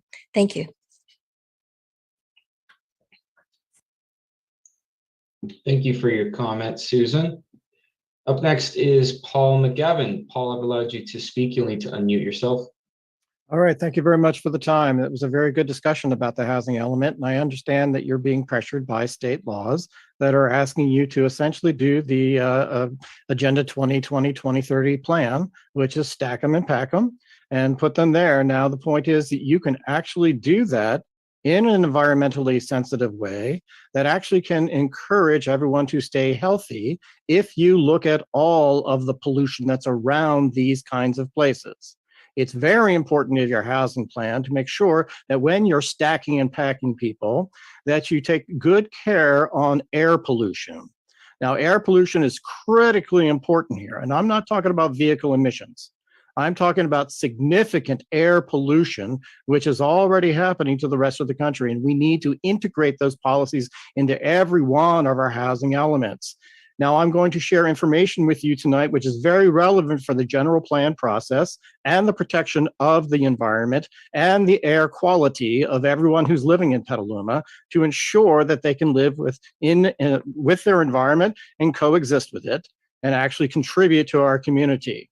It is about keeping wireless telecommunications facilities at a safe distance, given the power output of those devices. I'm going to put substantial evidence to supplement the evidence already in the public record. Number one, you have in your record today, through the Tree Committee, 11,000 pages of evidence, the same evidence that's in the DC Circuit Court of Appeals that was sufficient to get the DC Circuit judges to rule against the FCC and their guideline with respect to radio frequency microwave radiation. It is not protective. It has been remanded back to the FCC. There is no guideline for anything above 6,000 megahertz. These are facts in your guidelines. What you have to do is preserve the residential zones as we have with our current ordinance and not allow any of these wireless telecommunications facilities any closer than 2,500 feet from where people live. That is the only way you can protect the environment in which they live and still provide proper service. You can have telecommunications service because you have to understand the iPhone just shipped a new phone. What does it lack? It lacks all antennas for millimeter wave. Millimeter wave was a 3-year lie. Who tells us that? The Verge, mainstream media. I have that in your public record as well.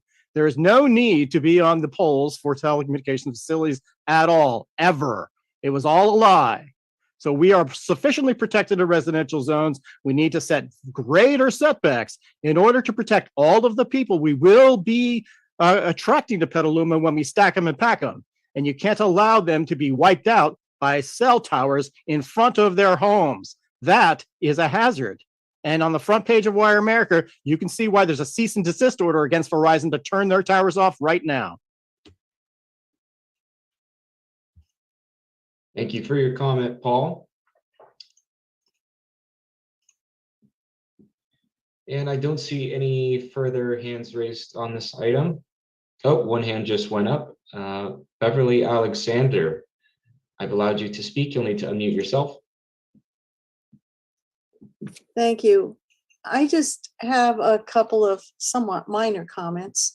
One is the equating of high density with low income. I'm from New York, and there are a lot of luxury apartment buildings there. And I really feel like making that kind of association is really like creating ghettos. And I really think that needs to change. The other thing was the association of market rate housing with low income housing. It doesn't seem to be working out that well for us. It seems like we always end up with much more market rate. And I really think the city needs to let developers know that they can't bully us into allowing more market rate at the expense of low income. And it is at the expense. So that's all I wanted to say. Thank you for listening.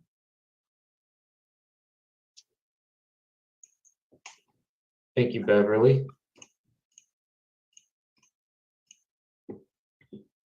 Okay, and I believe that was our last comment on this item. I'll stop sharing my screen and pass it back to Vice Chair Bauer. Great, thank you very much, Eric. We'll now move on to commissioner feedback. Raise your hand and please give feedback, focusing on the questions that staff were asking of us to consider. So yeah, if you'd like to go first, go ahead and raise your hand and I'll call on you. Commissioner Hooper? First, I'd like to underscore Beverly's point in the comment that she made. I mean, high density really is not an association with low income here, especially given a lot of our apartments really go for market rate. I'd also like to point out that at this point, most working professionals in this community can't afford anything market rate or higher. So we should be very careful about what assumptions we make for the people who need moderate to low income housing here. In terms of locations, I know there was a question with regards to areas to focus on. I probably gave a little bit of this earlier with the questions that I had, but I'd really like to see us focus and emphasize transit-oriented locations, especially around some of our shopping centers. Given that a lot of them are already zoned for actual mixed-use housing, I'd really like to see that prioritized, given the fact that the last general plan really called for all of these kind of box store jobs and service sector jobs that really didn't pan out. So now we have a lot of parking lots and a lot of storefronts that are, some of which are increasingly empty, and it'd be really good to see us focus on revitalizing those sites with housing as well. I'd also like to see us really, in terms of locations we're looking at, again, prioritize core sites where it makes sense to have more population closer to bus terminals, closer to more shared venues for transit. We really do not need to see more McMansions or more kind of single family homes prioritized on the outskirts of town. Outside of that, one point I did want to make about the fifth cycle core points. It does discuss energy production in terms of greenhouse gas emissions. To other points brought up earlier, I'd really like to see in the next housing element, we really talk about how we ensure that the housing we're putting forward doesn't in some way encroach further on what we have left in terms of natural diversity in this city. And then in terms of one last pillar that they had, really talking about not getting in the way of housing production and really avoiding restrictions. I recognize why that was put in place, and I understand that that is a general statement for making sure we develop what we've approved as quickly as possible. I would like us to be a little bit cautious, though, that we're ensuring it's the right kind of development. So maybe modifying that kind of language going forward so that we're clarifying that we're removing restrictions for the right parts of our city that we've already approved for development. I just say this because having now worked with this general plan and a lot of our project approvals, it feels like the vagueness is often used to get away with darn near anything. So I'd like us to be a little more specific in this one. Thank you.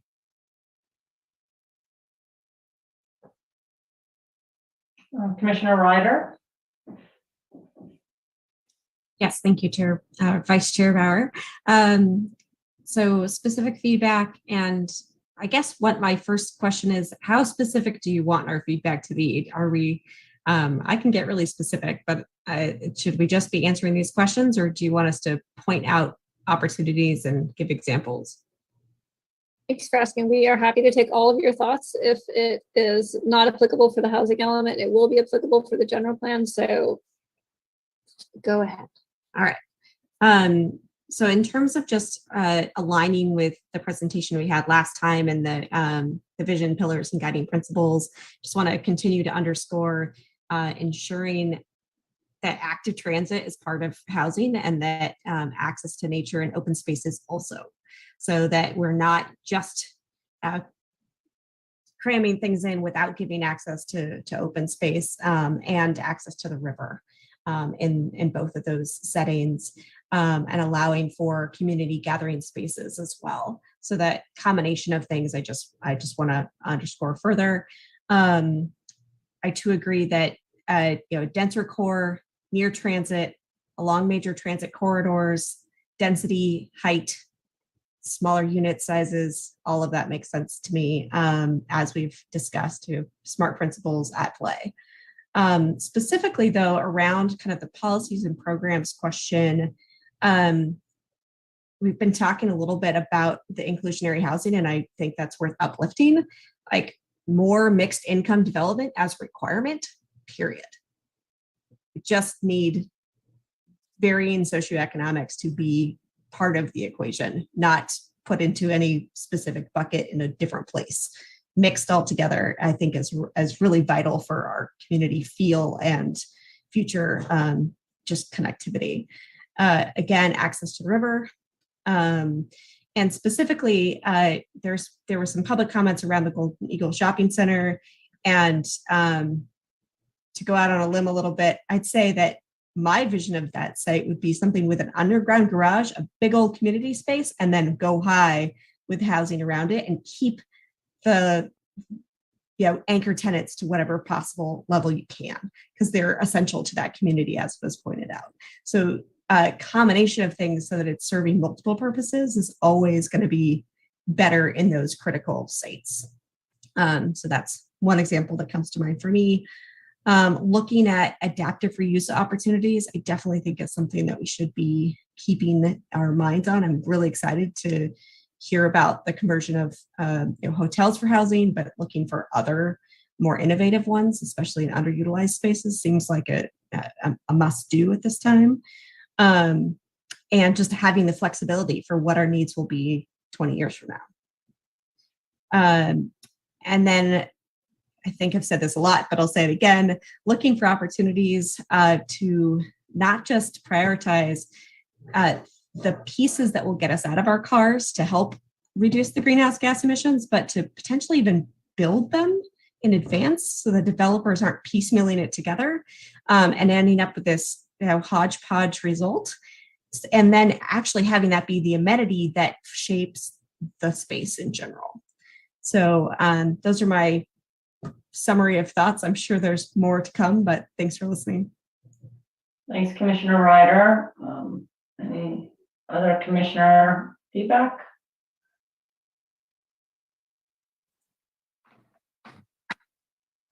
Okay. Yes. Councilmember McDonald. Thank you. Couple comments. First to our public contributor, Bev Alexander. I see where some feel that the with dense and lower AMIs, but I think dense has to be the future for all. I think we have to make sure we're not, owning our old baggage with that we see it as that's the future. And then the other comment was about not enough inclusionary. And what's funny is that council before my time put in that inclusionary ordinance, but we are still working through the projects that were deemed complete at the time that don't have to do inclusionary ordinance. But we're getting to the end of that list. And so we will be all inclusion all the time from one or two more projects. Hang in there. That's all working its way through the process. I'm loving what I'm hearing from commissioners. My top one here is we have to build a less vehicle dependent future. and it incorporates all the things we've talked about. But for me, it means particular focus, incentivizing even center of town development. I don't want to call it infill. I think it's so much more than the term infill states. So just bringing density to downtown and along those corridors of transportation that are non-vehicle dependent or where the action is. And then regarding trying to have a more mixed AMI in certain buildings, I don't think the presentation touched on this, but a lot of the funding for nonprofit housing doesn't work, or works better. You know, there's better multipliers of the value of money when you bring in a nonprofit partner.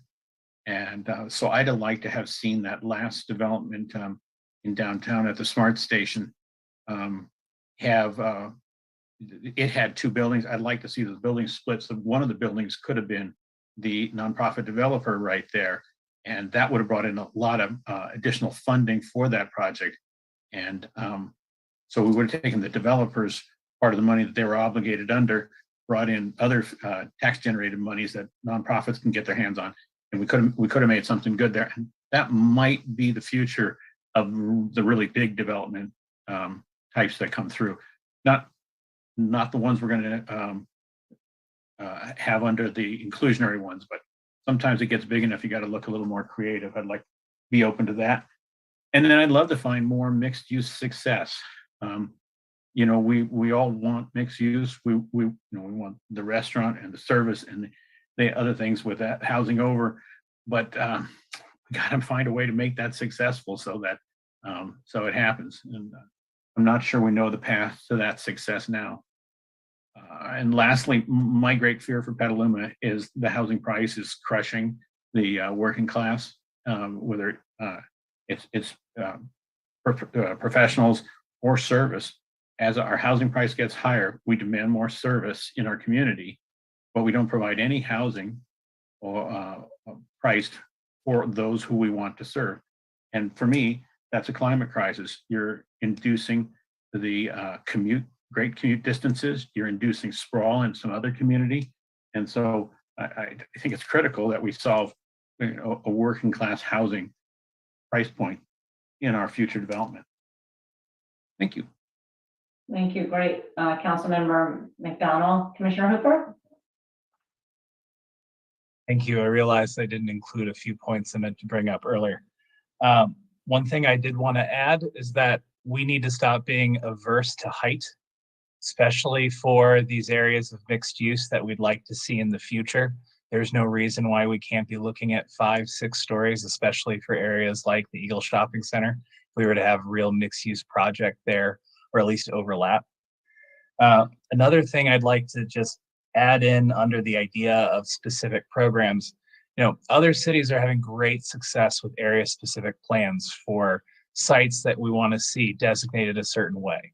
They literally hand developers a binder saying, here's what we'd like to see done, meet this, please. I think this is something the city of Petaluma could greatly benefit from. I don't know if it's appropriate for this component of the housing element, but I did want to flag it. And then finally, on the mixed use front, that was something that was on my mind as well. The current general plan and with their current code, it seems as though we're supposed to have mixed use, but mixed use is not defined in a way that requires housing, which is why these projects move through. I would ask whether it's for the housing element or the general plan itself that we please, if we have to bold it, underscore it, add giant red letters to it, clarify that a project that claims to be mixed use must include housing on the next floor, or however that makeup is. So it's not mixed use because it's the difference between an office and a salon parlor. Thank you. Great. Thank you, Commissioner Hooper. Any other comments right now? I don't see any, so I'll give mine, I guess. So regarding of where these homes should be built, I agree with all of my fellow commissioners and council member that I think we need to be a little innovative and think about new places for these developments, like commercial areas and vacant parking lots and places that are already paved over. I would like not to consider areas that are unpaved and that exist as habitat right now for animals. And I think you already have heard us loud and clear that we don't really want development in the floodplain either, or next to our rivers when it can be avoided. So yeah, and looking mostly in the downtown corridors and our main thoroughfares, I think would be good places to focus on. I agree with my other commissioners that I think we need to go big, go high, go as high as we possibly can. We're a city. We're not afraid of height. We have other high buildings in our city already. Look at the one right in Eric Roberts' screenshot in the back. Most of them have been filled with green, but we're not afraid of them. You know, I think they're kind of cool. So let's rethink that and go as high as we can. I think we need to embrace that, and we'll be able to fit in a lot more housing if we go vertical. Let's see, what else did I want to talk about? Yeah, regarding the 5th to 6th housing cycle, I think you know, I think it's probably good if they're comparable, but I wouldn't be surprised if we needed an uptick in quantities, because I think, you know, for this pandemic, a lot of people are going to be staying home. So I think we're going to be seeing a lot more need in housing and want in housing. And Petaluma is a very desirable place to live.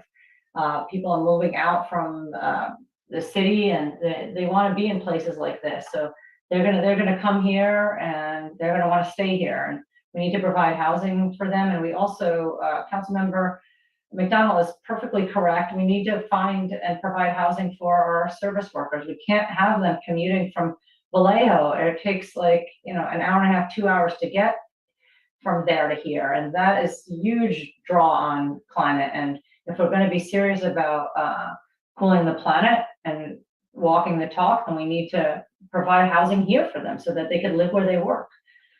Same with students. We need to provide housing where they can live where they go to school. So those are important things. And then when we do approve these housing developments, I would like to focus on sustainable living spaces. Most important to me is making sure that we can make them as water efficient as we possibly can. We had a new wastewater treatment plant a decade or so ago, and I think it's getting close to capacity already.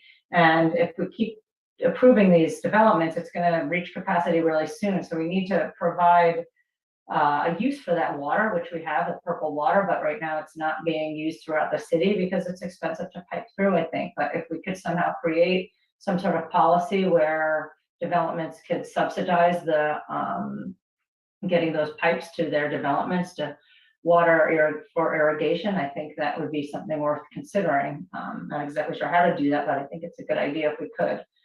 I think that's about all I have right now. But thank you for a great presentation. And are there any other commissioner comments or feedback at this time?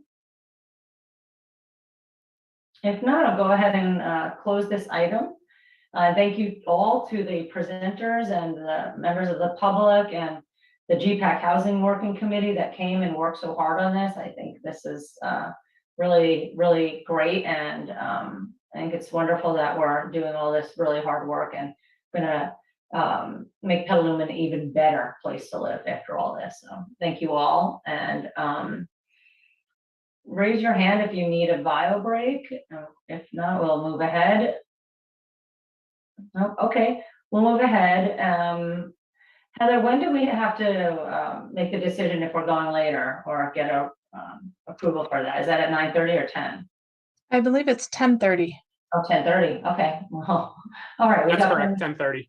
It's 10:30. Okay, we got plenty of time then. All right. So I'm going to go ahead and close this item, and we'll go ahead and move on to our item 8, which is new business, zoning text amendments. And so I'm going to go ahead and let our interim community development director, Heather Hines, give that presentation. Great. Thank you, Chair Bauer. Let me pull up, I have a zoning text amendments are never very to have on a PowerPoint, but nonetheless. Okay, can everyone see that? Yeah? Okay. So good evening.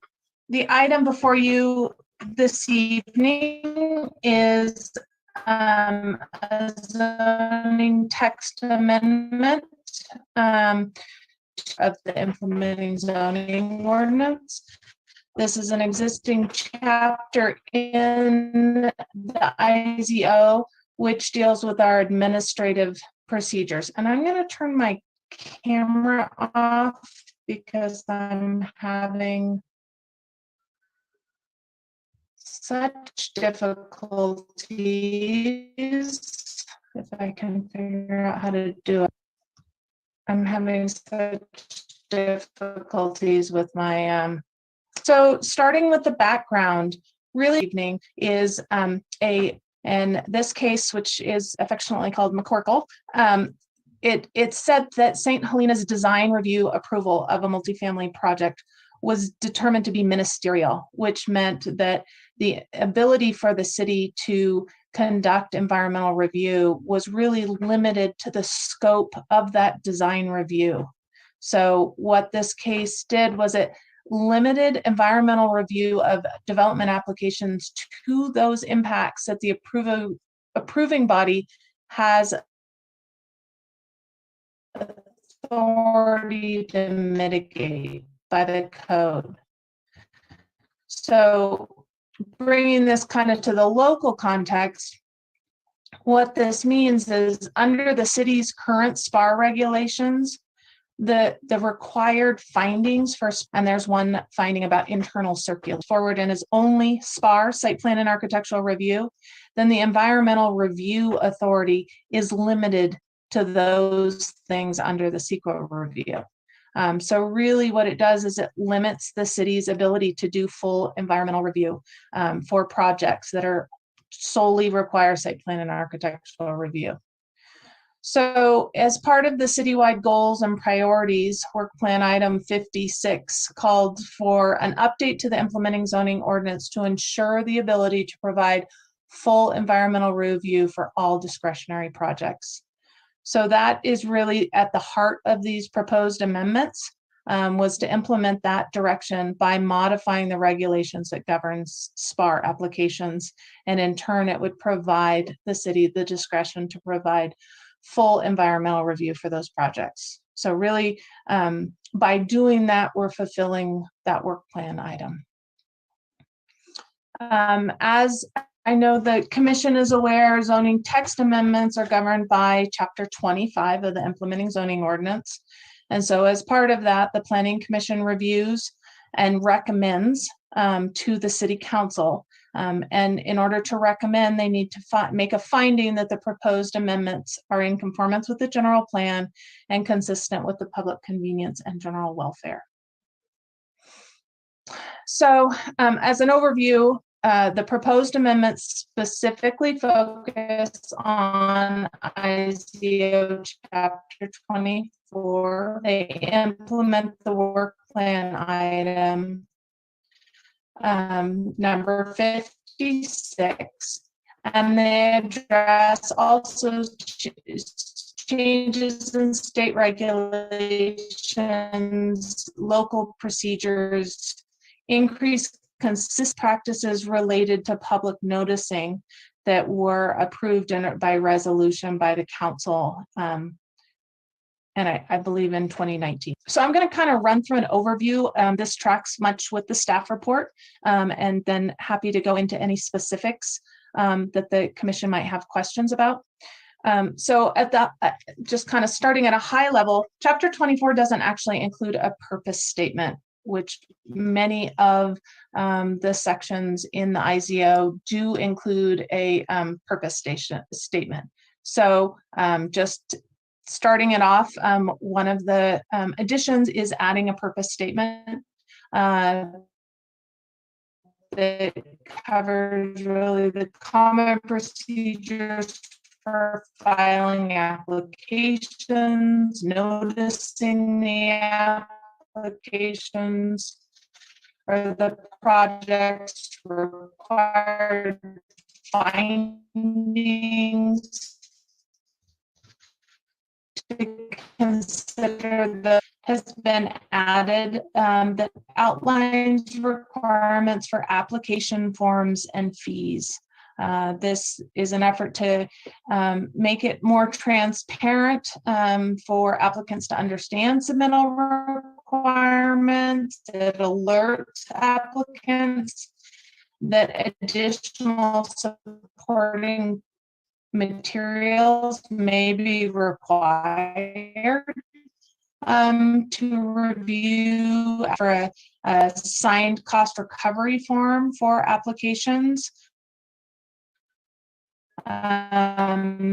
So these are really codifying existing processes and do not create significant. It is also proposed to add a new section 24.040, which creates a process for withdrawing applications under specific criteria. The city has not had a standard process for considering an application withdrawn unless the applicant specifically requests that the application is withdrawn. So this section allows staff to deem 30 days and you're automatically withdrawn, but it allows us to initiate that process. For the site plan and architectural review section, this is SPAR fund is to track with the CEQA checklist impacts. So by outlining, so I'm getting feedback that I'm having a really bad connection. Am I not coming through? You're either really fast or really slow. It's a little bit difficult to follow. Okay. I'm wondering would it help if Dylan, if you pulled up the PowerPoint? Let's do that. Because maybe me pulling up the PowerPoint and trying to talk is too much on internet. Okay, hopefully everyone can see it, and I'll figure out how to get into presentation mode. Yep. Let's see. Any idea how to do that? Yeah, at the bottom right-hand corner, there's something that looks like an easel. There's the easel. Okay. But now you're in presentation mode. So you need to go back. Can you go back? And then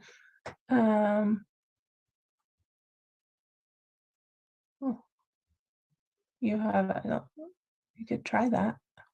No, that's from the beginning. Well, we can move forward. Okay. Let's see, where was I? Chat, we're into SPAR. Okay, so the addition of SPAR finding 24050E5, that's really the additional finding for that work plan item. And what that does is it has a required finding that is needed for SPAR, and it lists all the potential impacts that are included in the CEQA checklist. And so by outlining these potential impacts explicitly, the city will be able to fully consider these aspects as part of CEQA, even if the project only includes site plan and architectural review. So that's really that key work plan, that addition to give us that full coverage. We also are proposing adding a finding that requires consistency with the general plan and applicable specific plans. While this has typically been practice for your staff reports, even if it's just site plan and architectural review, to include discussion of consistency with the general plan. The ordinance actually does not include a required finding for that consistency. So that is another addition that we have added to codify that requirement for consistency with the general plan. We've also added a revocation procedure, which would allow the city to revoke SPAR if the applicant is not complying with conditions. And other than that, there are no changes proposed to the scope of review of site plan and architectural review or the administrative site plan and architectural review. So there's some changes in language around referencing different sections, the noticing, codifying the noticing, those type of things, but nothing substantive changes what would be looked at administratively and what would be looked at by the Planning Commission. The other section I wanted to spend a moment focusing on is the floodway variants, because we have had some comments from the public concern that changes would dilute or modify the floodway variance section of this code. And actually, some of the changes actually strengthen the review process for these variances. There are no changes to the purpose, the standards, or the conditions that are currently in the implementing zoning ordinance. The existing zoning code does provide for review of floodway variances either administratively or as referred to the Planning Commission for action. And so the most significant change is that we are proposing in section 24080H that all floodway variances shall be considered at the discretion of the Planning Commission. So it's eliminating the ability for floodway variances to be considered administratively. We also changed the public noticing requirements to track with have a 1,000 foot noticing radius for mailed notices. So that's consistent with other project review. Next slide. Public noticing. So this section is codifying the City Council resolution, which was actually 2018. And it is codifying the requirements for neighborhood meetings as included in that resolution. It's codifying the on-site sign posting with one modification.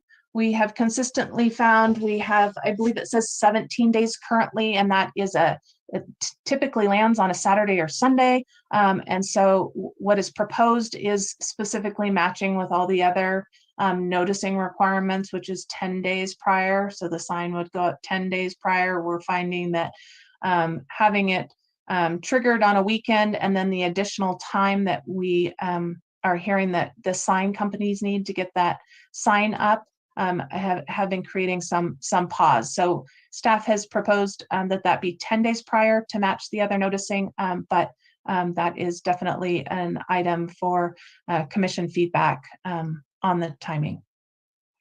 And then we are codifying the expanded radius for the mailed notices. So again, this is codifying existing procedures, but cleaning it up somewhat in the code. There is a big discrepancy.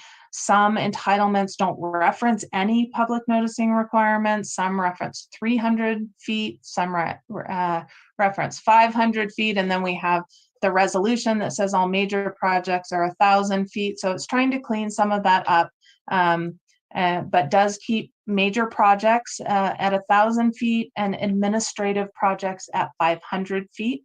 The one recommended change that we're proposing is for historic SPAR for homeowners to be at that 500 feet, regardless of whether it's administrative or before the Historic and Cultural Preservation Committee.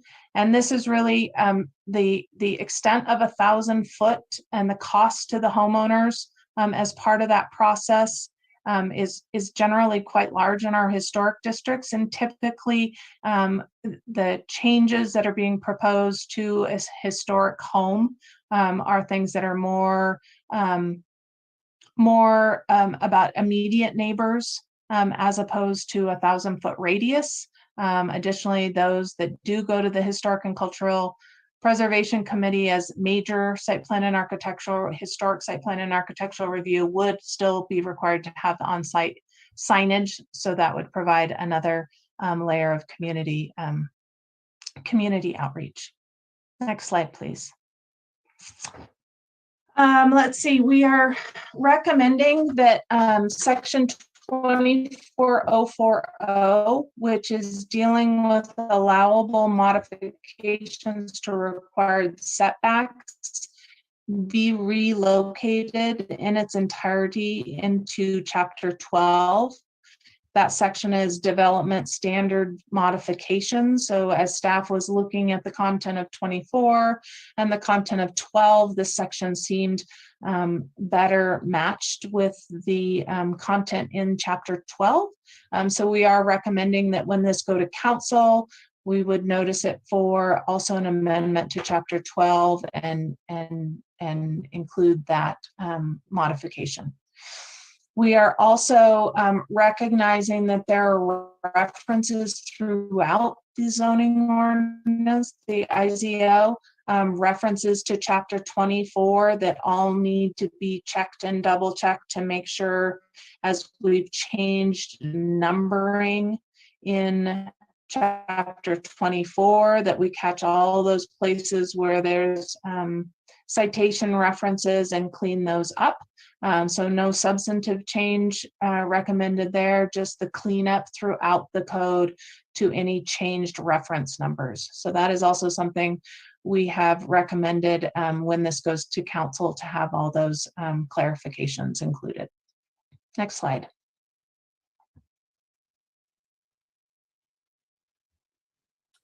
This is the next slide. So back to those required findings that I touched on in the beginning under chapter 25 of the zoning ordinance to recommend changes to the zoning. General plan consistency as outlined in the staff report, that the modifications are consistent with the general plan. They don't change the general character of current zoning regulations. They impact procedures, and really they do increase the city's discretion to evaluate environmental impacts with the SPAR process. And welfare. Next slide, please, Dawn. Similarly with this, a finding that these text amendments are consistent, that the new finding is needed for SPAR approval to ensure that the projects don't negatively impact the environment. It ensures that reviewing bodies can analyze the potential negative impacts of a project that is only site plan and architectural review.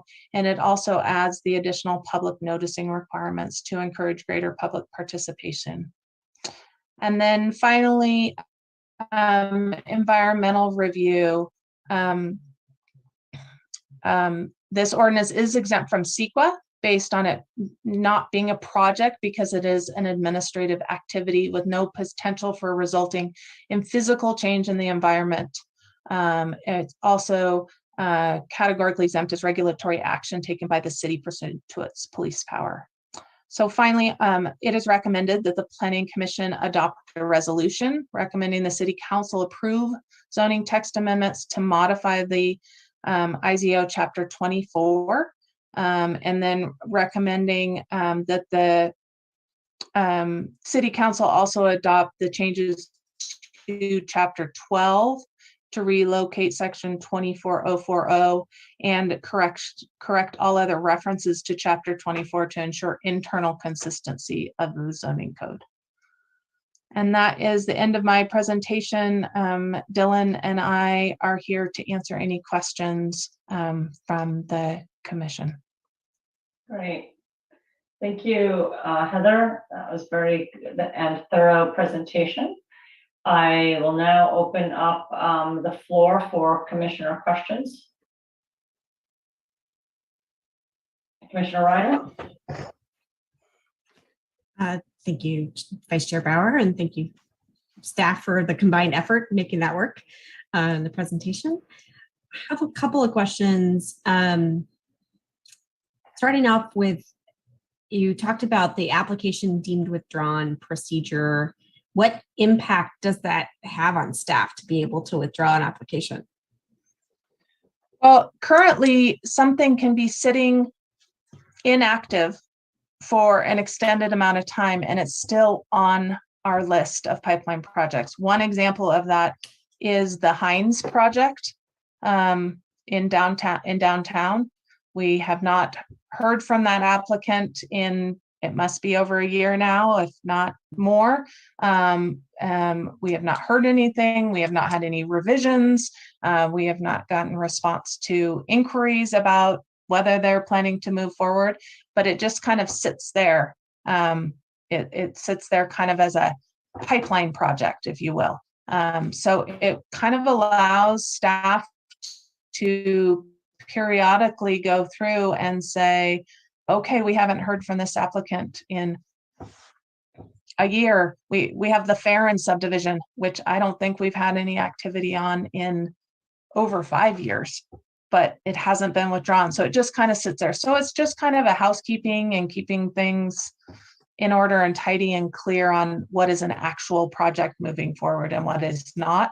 It also helps so that a project can't, let's say a project is deemed complete and then it sits there and it sits there and it sits there. And then, 2 years later, the applicant pops up and says, well, yeah, now I want to continue my project. And we say, oh, well, wait, so much has changed, and they have a deemed complete application from 2 years ago. So I think it's a prudent thing to keep records kind of cleaner and tidier and be able to clear things out when they are no longer moving forward. Great, thank you. I found myself wanting more clarity around how you define major projects. Did I miss the addition of a definition? No, but we did include, we consider, and that's a good point, we consider a major project something that comes to public hearing. So when it comes to Planning Commission, goes to Historic and Cultural Preservation Committee, goes to City Council, we consider those major projects. In the public noticing section of the proposed amendments, we did for the noticing radius, we did outline specific types of projects to clarify that. So put in, for instance, site plan and architectural review versus administrative site plan and architectural review, those kind of things. But we could add a definition of major projects.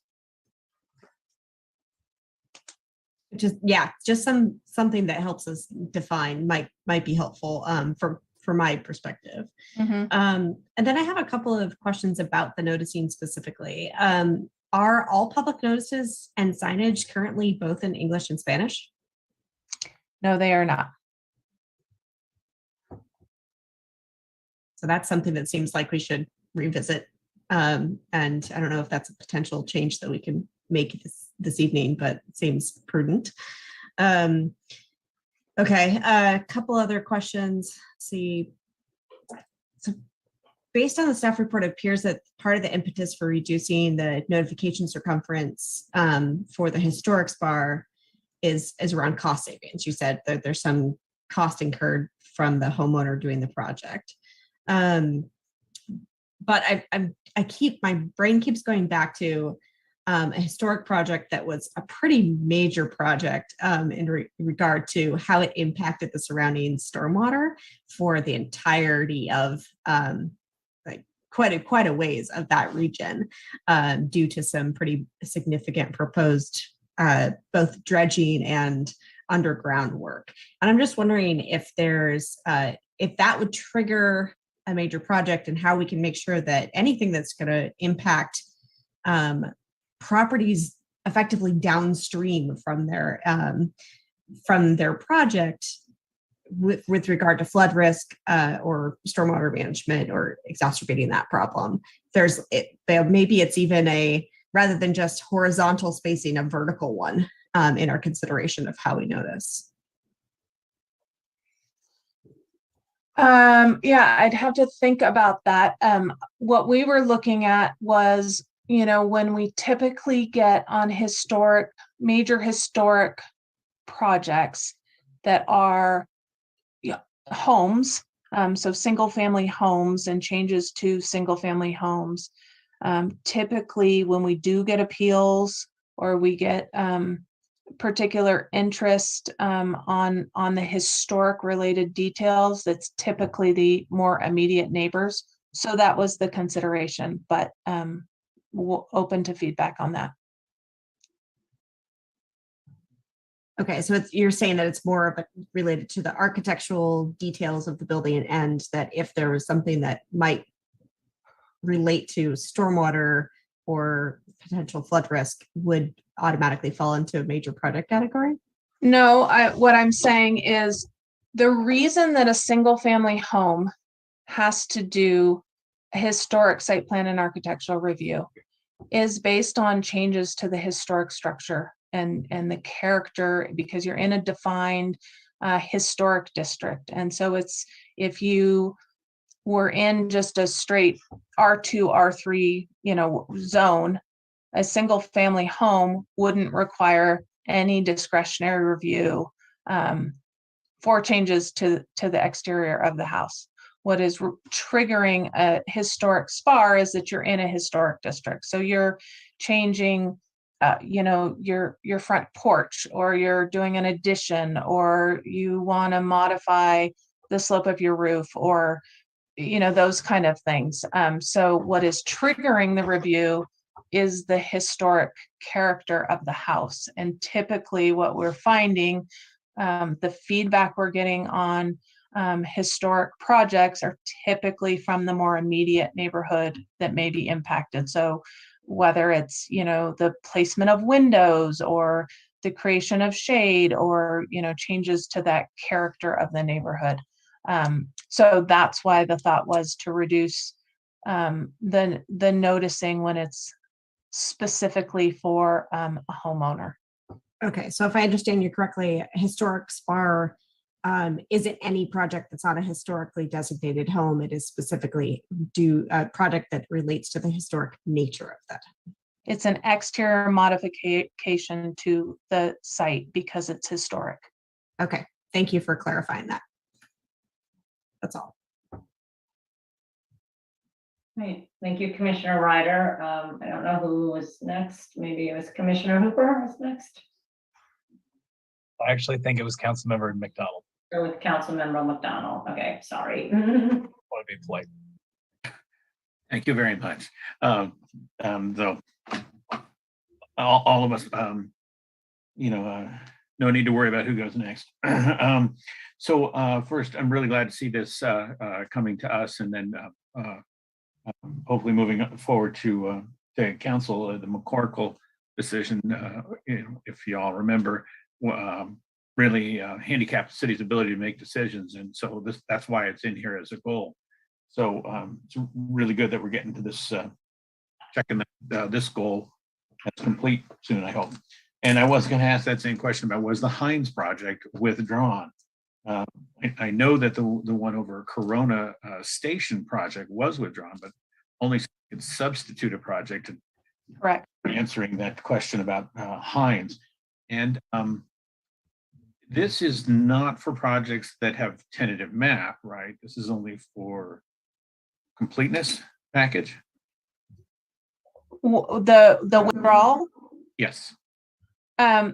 No, it would allow, and Dylan, please feel free if I'm misstating this from a legal perspective, but that provision would allow us to withdraw an application that sat inactive for more than 90 days, unless there's a provision in the subdivision code that is counter to that for subdivision projects.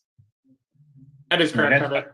I think a couple of years ago, we had automatic renewal or extension of the tentative map so that it was active for 4 years. That was once it's approved. There was several state provisions that were automatic extension of approved tentative maps. Yes. Yeah. So rather than come back at 1 year, taking 1 year reapprovals, we just said, well, you got 4 years. But that's only, so that's if it's come to Planning Commission and been approved. Correct. Or council, because subdivision maps require council approval. And then regarding the noticing, I'm always a little interested in this, in that we notify neighbors, but a lot of things that are going on are city goal driven, a climate mandate decision, things like that. But we just notify the immediate neighborhood. Trying to get my head around it's important that the neighbors who are most impacted have special notification. So I like that. But I guess the signage and commission meeting and city newsletter covers how we broadcast that this project is part of council-wide goal or citywide goals. So are you meaning when something comes forward, such as this project, for example, this zoning text amendment? This has an impact citywide. So it's not focused on one property and then you draw your 1,000-foot radius, right? It's a text amendment to the code that has a citywide impact. And so under those circumstances, we don't do a mail notice. What we do is an 8th-page ad in the newspaper. And so that's how that is consistent with state requirements for noticing items of citywide impact. Yeah, that's exactly it for planning commission based and planning department based thing. I went a little off topic here, and I was thinking about Rainier Road Diet or other things where we notify it versus it's how hard it is to notify citywide. That's a climate goal. Don't worry, that's not a question. And the reduction from 17 days to 10 days. I always like to err on the longer notification period. Is this what sets the 17 days? Is it getting calendared for agendized for a meeting? So the 17, so as that resolution is currently written, it says this: the sign has to go up 17 days prior to the hearing. And when we first did this, sign companies, they were getting these signs up in a day or so. Now we're finding that what we're hearing is they want to see the sign copy to them about a week ahead of time. And so all of a sudden, the time for that exact wording to be created and stuff, it's just a longer process to get that it ends up being 17 days plus maybe 4 or 5 days to get something to the sign company. So then that's 22 days, and then it takes a couple days for staff to create the copy before that and get it reviewed. So it's just a timeline for projects. So that could cost them a one planning commission meeting. Theoretically, yeah. In timeline. Mm-hmm. Still do like longer notice for major projects like that. Okay, thank you. No more questions. Thank you, Councilmember McDonald. Commissioner Hooper? Thank you. First of all, I just wanted to say I really appreciated the tool you provided earlier this week with regards to seeing all of these proposed changes in the actual code. Yeah, that, because I had a lot more concerns going into this until I was able to see side by side and see where these additions would be made. I do have some questions though. One thing I want to ask with regards to 24, I think it's 2450 section E subsection 1. I don't exactly know how that would frame, but there's a lot of language that essentially amounts to in keeping with character of the neighborhood. aside from the fact that I find that language to be particularly charged and is often abused, I do want to ask, we're trying to deal with issues when it comes to infill and when it comes to hopefully having other uses in areas that maybe were zoned or designed in a certain way a long time ago.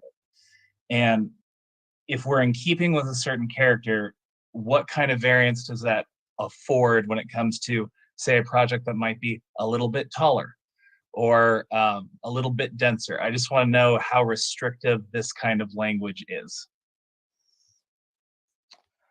Well, one, it's at the discretion of the planning commission.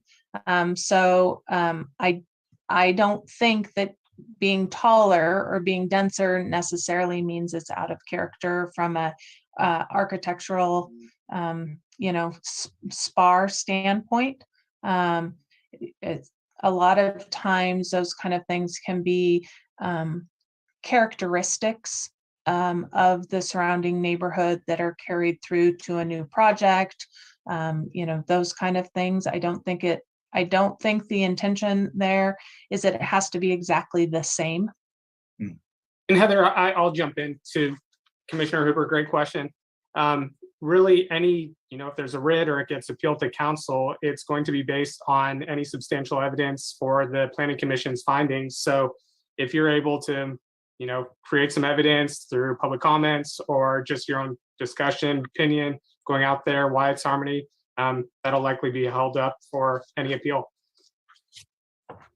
Thank you. I just wanted to clarify, if only because I know we're trying to make a lot of changes in Petaluma, and it can be easy to push away even the smallest of change based on it not looking exactly the same. And I know we've all experienced that here before. So I'm just glad to know that there's a fair bit of flexibility there.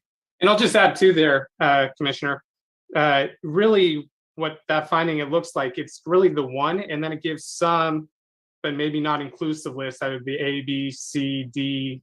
Okay. So I don't know, gotcha. Just pick one of your poison right there, and that's your finding. Oh, and I think that's also, Dylan's point is well taken, that the findings are so important for the record.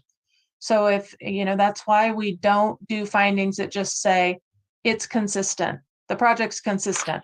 We say it's consistent in that it uses these materials, or it has these architectural features, or, to strengthen the record, to have the resolution really create a record of the consideration that went into it being approved. Thank you. That gives me a lot of peace of mind. I appreciate that. For 2470, for variances, I did want to just check, and it's not that I don't trust anyone. I was just curious for the language from before. Were variances always under the sole discretion of the director, and then that language was just fleshed out in more detail? Or I know it was the zoning administrator before, I think was the terminology. I'm trying to pull it up. Are you referring to B? I have this right on the other screen next to me.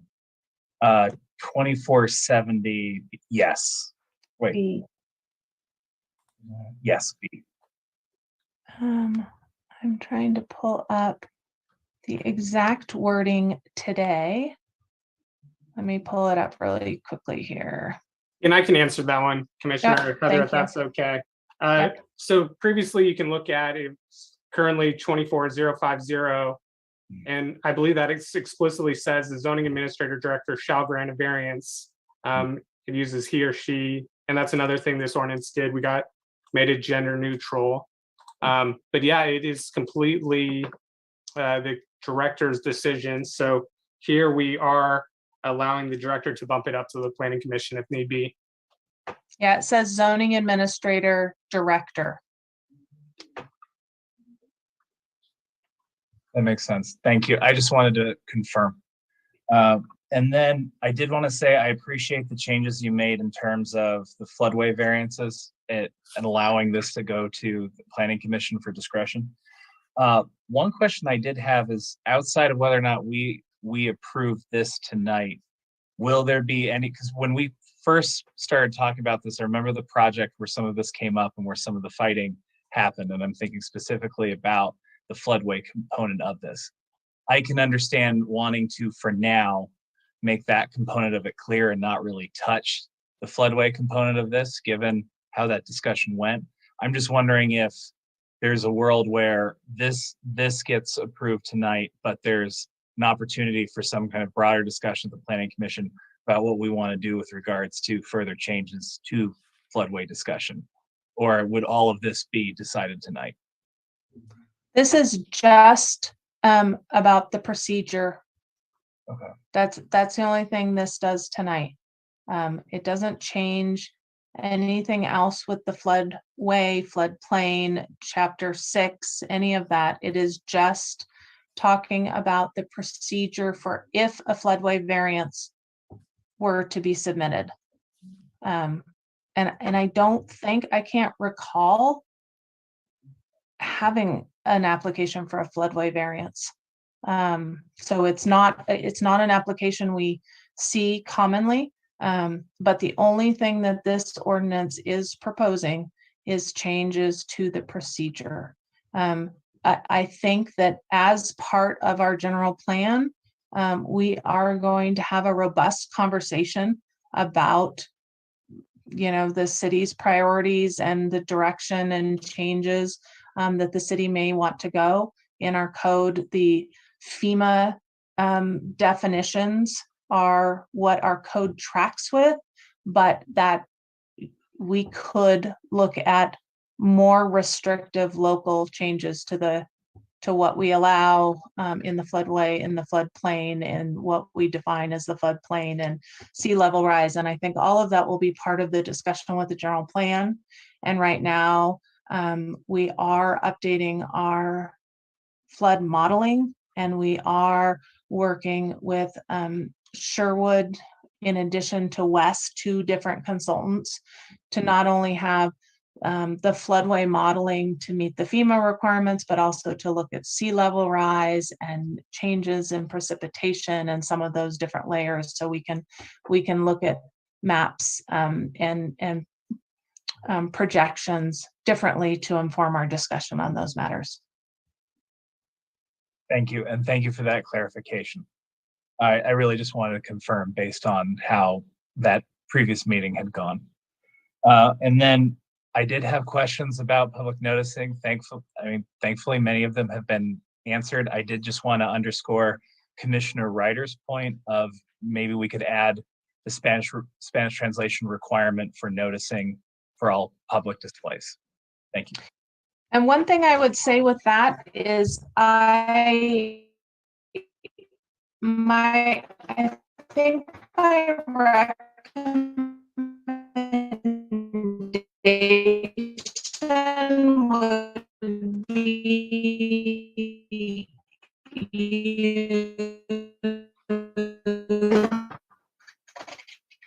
if that is the decision of the Planning Commission, or the recommendation of the Planning Commission, that be included as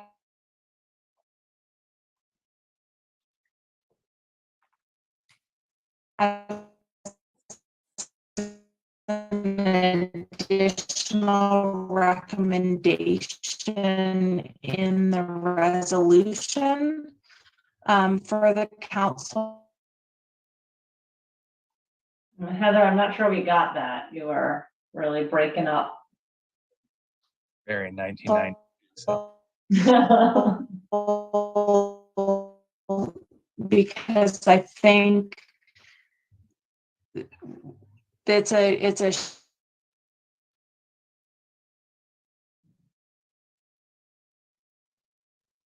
Heather, I don't know if we can hear you right now. I think we lost you.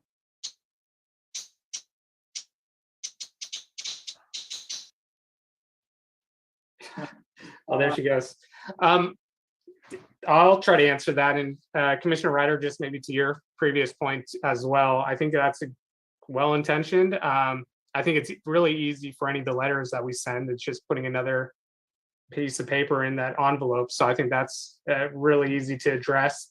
And then something that the noticing resolution that we codified that lived in 2018, that's new to this one, is the section E here that allows the director to provide any more notice that she feels is reasonably necessary. So if it is a major project, a lot of controversy, and we feel, I don't know, the 500, 300 feet for historic isn't enough, the director is always able to require more noticing. I mean, would it be possible to add the Spanish translation as something that's expected, not as a, and it's not because I don't trust the administrator or the director, it's just, I'd rather see this as something that's expected and not something that happens when we think about it. Yeah, I mean, this is, you do yours to approve. I don't know what Heather was going to say. It sounded like she was going to recommend that. So I think it's very easy, like I said, for the mailed letters. If that's the plan. I don't know how much it costs for the signs. I know the signs need to be a certain size, so I don't know if you can fit them all English and Spanish in one, or if you need multiple signs. That's something we would probably need to consider. And then just also about the noticing too. The government code section, I think it's 65091, for any public hearing for the zoning, it requires 10 days notice, as well, or mail notice to any site within 300 feet. So ours is going way beyond that. And that, I think, is where the 10 days came from for the posting of the signs.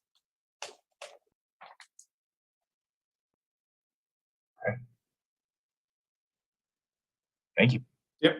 Okay, thank you, Commissioner Hooper. Are there any other questions? I have a question, and Dylan, I hope you can answer it, because I just want to make sure that I'm really clear on this. So I learned by example, so maybe we could work with that. A project like Civ Commons, say, for instance, comes before the planning staff, and would these changes make a difference in how staff processes that and how it comes before commission regarding like any environmental review, or would that not impact those types of projects? We're only talking about SPAR only projects, right? I believe that's correct. I don't know, Evelyn, is it possible maybe to bring in, I don't want to put Olivia on the spot here, who really is our CEQA expert. She can maybe decide what basket it goes in for, EIR, NEGDAC, categorical exemption. That'd be great if Olivia, do you see Evelyn, her hands up, or Eric?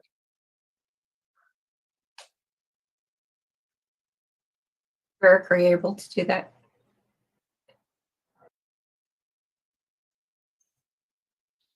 Yeah, I just sent the invitation. She should be coming in.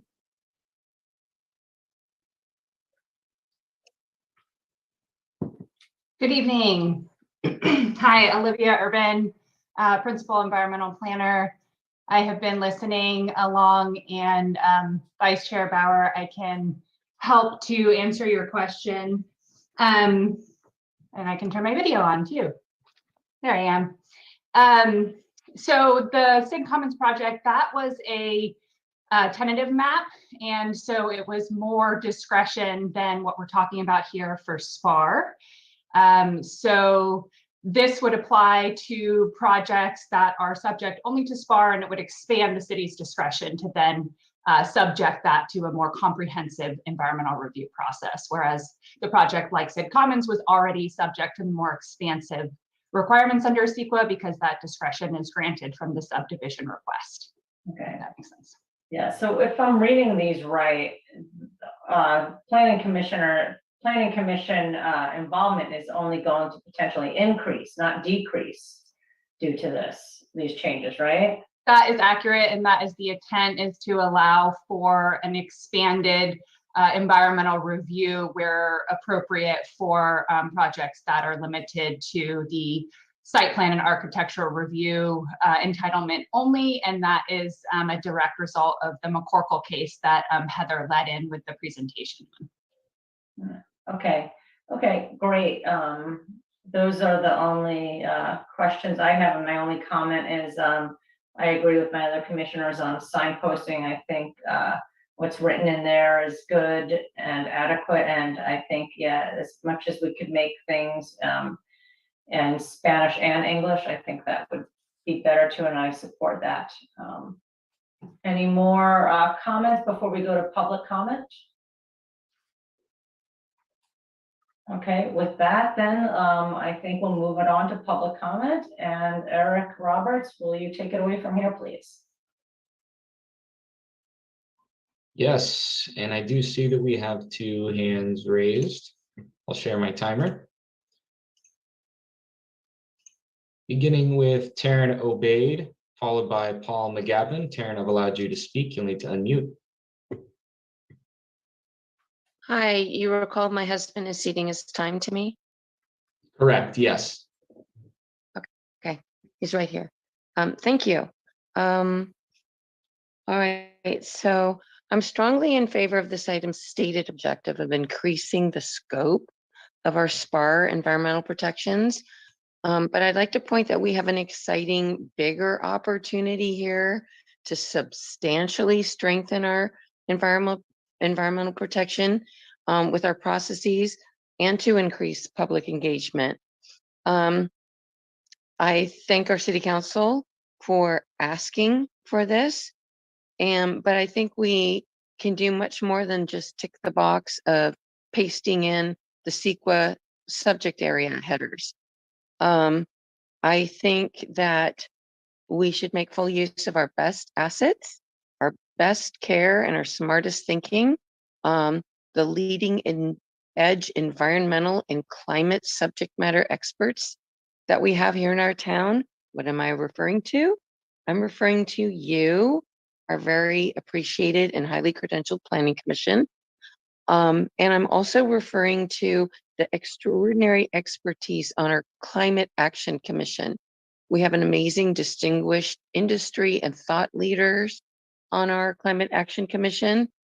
Petaluma wants the Climate Commission's expertise brought in here. We want not just adding a tick box, but we want conversation integrated into the process.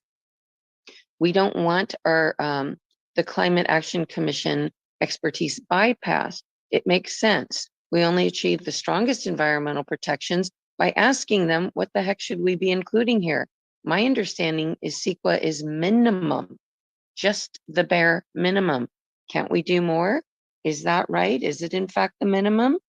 If it is, and if it is the minimum, why don't we do more? Why don't we involve the tree committee? They are thought leaders.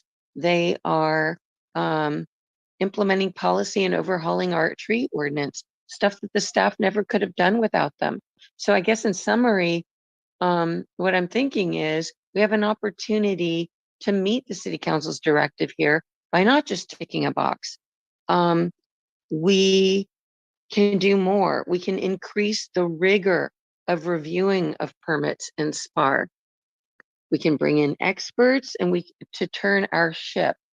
I don't think it's a good idea to transfer any planning commissioner or planning commission authority to staff, such as I saw in chapter 24, section 60, subsection B, that states that for conditional use permits, staff authority is not just for minor, which is in subsection B, but that whole section is for regular conditional permits. And if you read subsection C and E, to me, it's very problematic. It appears to give staff the ability to make approvals. And cell towers, if you go back and look at our codes, cell towers are a simple conditional use permit. So that creamery tower, where the staff didn't even know what evidence to ask for, let alone how to review the evidence, that would all be done ministerially without the benefit of expanded review, expanded public engagement, and bringing in the experts that we have in our community. That to me is very problematic. So I'd like to make sure that that is not at all a possibility here, because the problem is there are interrelationships between this and our coding. And I really think this merits more eyeballs, more scrutiny. The presentation slide called required findings seems to hint that the Planning Commission is not always the decider on environmental impacts. I think that needs greater clarity across different scenarios and different land uses or zoning. I think we need to look at every opportunity, because if we don't, we're going to have more of the problems like we've had in the past, like developers unchecked false claims at Riverbend that no, there are no heritage trees on the site, until citizens go out and look and measure it and then have to file an appeal at great expense to citizens and great stress. We want to minimize citizens having to appeal. We don't want more ministerial, because that's just going to shut us out more. The staff presented Sid Commons EIR that, whoops, it overlooked that there's the Western pond turtle there. That's a protected species. So I just don't want us to overlook every possible opportunity to keep authority with our planning commissioners, to broaden, to take a step back and look, wait, what do we want? Where do we want it? How do we want it? And let's bring in our climate commissioners. They are thought leaders. They're authors. They're greatly respected in their fields, yet nothing makes it past the Climate Action Commission. Why are we not leveraging that key asset to differentiate our city by really showing that we care and we have deep thought about what it really means to protect our environment? Thanks very much. Good night. Thank you, Taryn, for your comment. And I acknowledge your husband has ceded his time for you this evening. Moving on to Paul McGavin, followed by Maura Sullivan. Paul, I've allowed you to speak. You'll need to unmute yourself. And I too have my wife here, Susie McGavin, who's ceding her time to me. Susie? Hi, this is Susie McGavin, Paul's wife, and I would like to cede my time to Paul. That would be 6 minutes then, correct? Correct, yes. Okay, great. Thank you. All right, thank you, Commissioner Hooper, for asking relevant questions. Does the city of Petaluma actually have a zoning administrator director? Well, in fact, we don't. How can an outside contractor hold such a pivotal role in Petaluma? This should not happen at all. Full stop. These ZTA amendments are not ready for prime time. There are too many issues that still remain open. Look, we all couldn't even hear Heather Hines' answers to some of the questions tonight due to her poor connection. That means you did not receive relevant information for your deliberations. Be careful. That could upend this vote. We all have to face the facts. Petaluma has no actual planning department and no planning employees at all. We only have the M Group, who are outside contractors, people that are contractually incentivized to close business deals. The more deals closed, the more income for them. Heather Hines holds merely an interim planning position, an outsider. She should not, under any circumstances, be given any approval authority without corroborating votes from our planning commissioners, who are actually Petalumans appointed by our elected representatives to do the best for all Petaluma residents, not just rubber stamp business deals. The message for tonight is to reject this zoning text amendment because it's a sneaky move to consolidate power under the M Group. Surprise! These amendments have huge loopholes for the wireless industry baked right into them. Well, how did that happen? We'll cover that later. You just got a slick sales job from Heather Hines. There are ZTA changes that she and Dylan Brady chose not to emphasize that are clearly pointed out by Taryn Obaid's excellent 3 pages of written public comment. Please read that carefully before you vote. Yes, before approving such sweeping changes to our zoning laws, we first need actual engagement with the public in a well-marketed public workshop. Don't speed this through. Voting this through tonight is like approving the general plan before finishing the general plan process. Don't do it. You're putting the cart before the horse. So don't vote these amendments through tonight without first carefully considering all the important definitions that we are lacking. We need definitions of major and minor projects.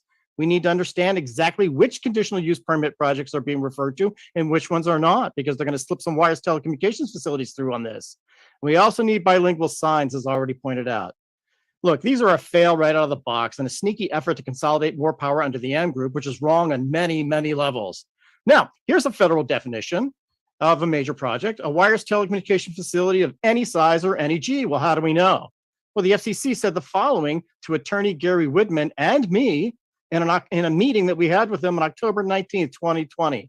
She said specifically this. Who am I saying this? Ms. Garnett Hanley, the Division Chief of the Competition Infrastructure Policy Division for the FCC Wireless Telecommunications Bureau, said, quote, "The FCC, when it modified its rules after the DC Circuit issued its mandate in case 18-1129 Kitawa versus the FCC, we, the FCC, took the position that we were reviewing small wireless facilities as major federal undertakings and major federal actions pursuant to the DC Circuit decision, and that is what we've been doing," end quote. That needs to be added to the ZTA amendments. That means that every wireless telecommunications facility is a major federal action because it requires a federal license. There is no distinction or differentiation any longer between so-called small cells and every other cell tower that we see out there. They lost the lawsuit. There are no special benefits to wireless telecommunications facilities. I also want to point out to you that the need to be in the public rights of ways has eroded. The millimeter wave stuff's never coming in. That was all a lie for 3 years. It's propaganda. And you have to base your decisions on proper deliberations. And you also have to base it on the record. The public record shows the M group has consistently and repeatedly stonewalled and refused to engage with the public, which violates their contract with the city. This has happened for 24 months.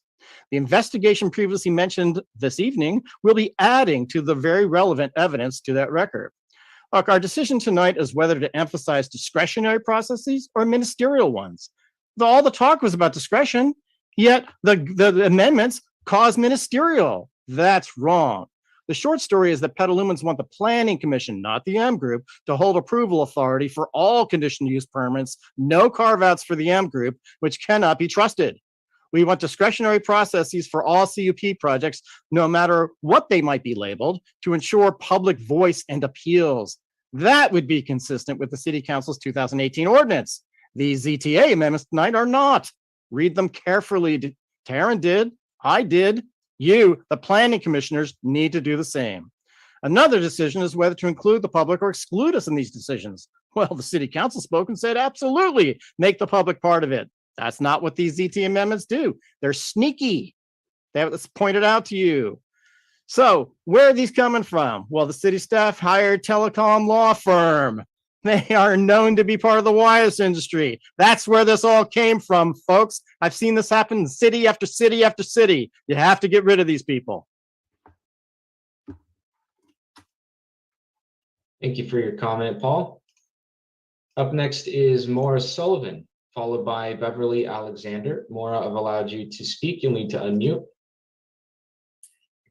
Yes, good evening, commissioners, and thank you for many of your excellent questions. I'm really concerned on the last, first of all, it was very difficult to hear the presentation. So I don't know if that's a violation of the Brown Act, but we couldn't hear a lot of the comments from the M group. Very concerned about the slide that is entitled CEQA. It says not subject to CEQA under the general rule that CEQA applies only to projects which have the potential for causing a significant effect on the environment. Who defines that? That's very, very concerning. I'm with Taryn. I think that more ministerial shuts out the public. We in fact need to go in the opposite direction and broaden authority to the climate commissions and to subject experts on wildlife, flooding, and wetlands. I want to call your attention to a couple of things. Regards our current staff oversight. Olivia Urban of the M Group allowed a mitigated negative declaration in lieu of an EIR on Safeway, where the consultant had actually used the wrong air model, which grossly underestimated cancer risk to the children at McNear.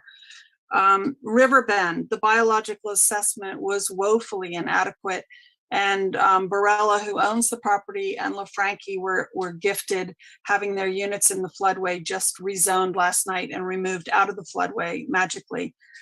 On Scott's Ranch and the Davidson development, that is a profoundly inadequate biological assessment. Dr. Smallwood is a state of California expert. He's nationally and internationally renowned. He has talked at length about the species that are on that site, not to mention that there's an executive order from Governor Newsom to protect wetlands and rivers and creeks. This is red-legged frog habitat, this is Kelly Creek, and of course, none of this was raised by the M Group. Regarding Sid Commons, profoundly inadequate assessment regarding the biological values there, including, as Taryn mentioned, the western pond turtle, which is a CDFW and U.S. Fish and Wildlife protected species, and profoundly inadequate wetland delineation. So we simply need more checks and balances, not less. Remember that it's our quote unquote staff that supply the data to FEMA. So in terms of upgrading these maps, I'm not confident at all that they're not going to be political. So I'm really nervous about this vote tonight. I think it's really premature. I really think we need to take a much harder look at this. I especially thank Heidi and Blake Hooper for asking very pointed questions and checking this out. But honestly, I don't like this light housekeeping. We saw what happened last September with this. It was going to be a big grab to change the flood zoning. Thank you. Thank you, Mara, for your comment. And up next is Beverly Alexander, followed by Susan Kirks. Beverly, I've allowed you to speak. You'll need to unmute. Thank you all for sitting here for so many hours going through this.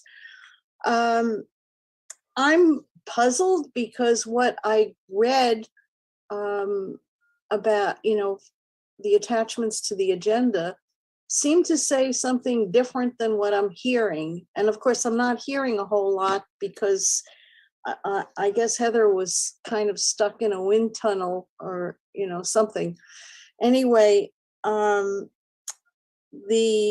so what I was hearing was that more decisions would become ministerial, which that's what I was seeing. And what I was hearing was the opposite. So I don't think this is very clear. I also wanted to say that we tend to look at the past to make judgments about the future. And in the time of climate change, that is a really bad idea. And so, a lot of the times we rely on FEMA data. FEMA data is based on the past. It's not based on future projections. So we need to, and it said that the conditional use permits were going to be transferred to the staff. That was at least one of the things. So I agree that the Climate Action Commission, the Tree Committee, and the Planning Commission should all be able to weigh in as much as possible on these things. And I think that both Taryn Obaid and Morris Sullivan were totally clear and much more expert than my testimony, but I really want to support what they had to say. And I agree that I don't know if this change is ripe for being voted on. So I hope that it will be considered more thoroughly and with a view to what direction our community is headed in the future. There have been so many things that have been approved that turned out to be disasters. Let's not repeat that. Thank you for listening. Thank you, Beverly, for your comment. And up next is Susan Kirk. Susan, I've allowed you to speak. You will need to unmute. Thank you.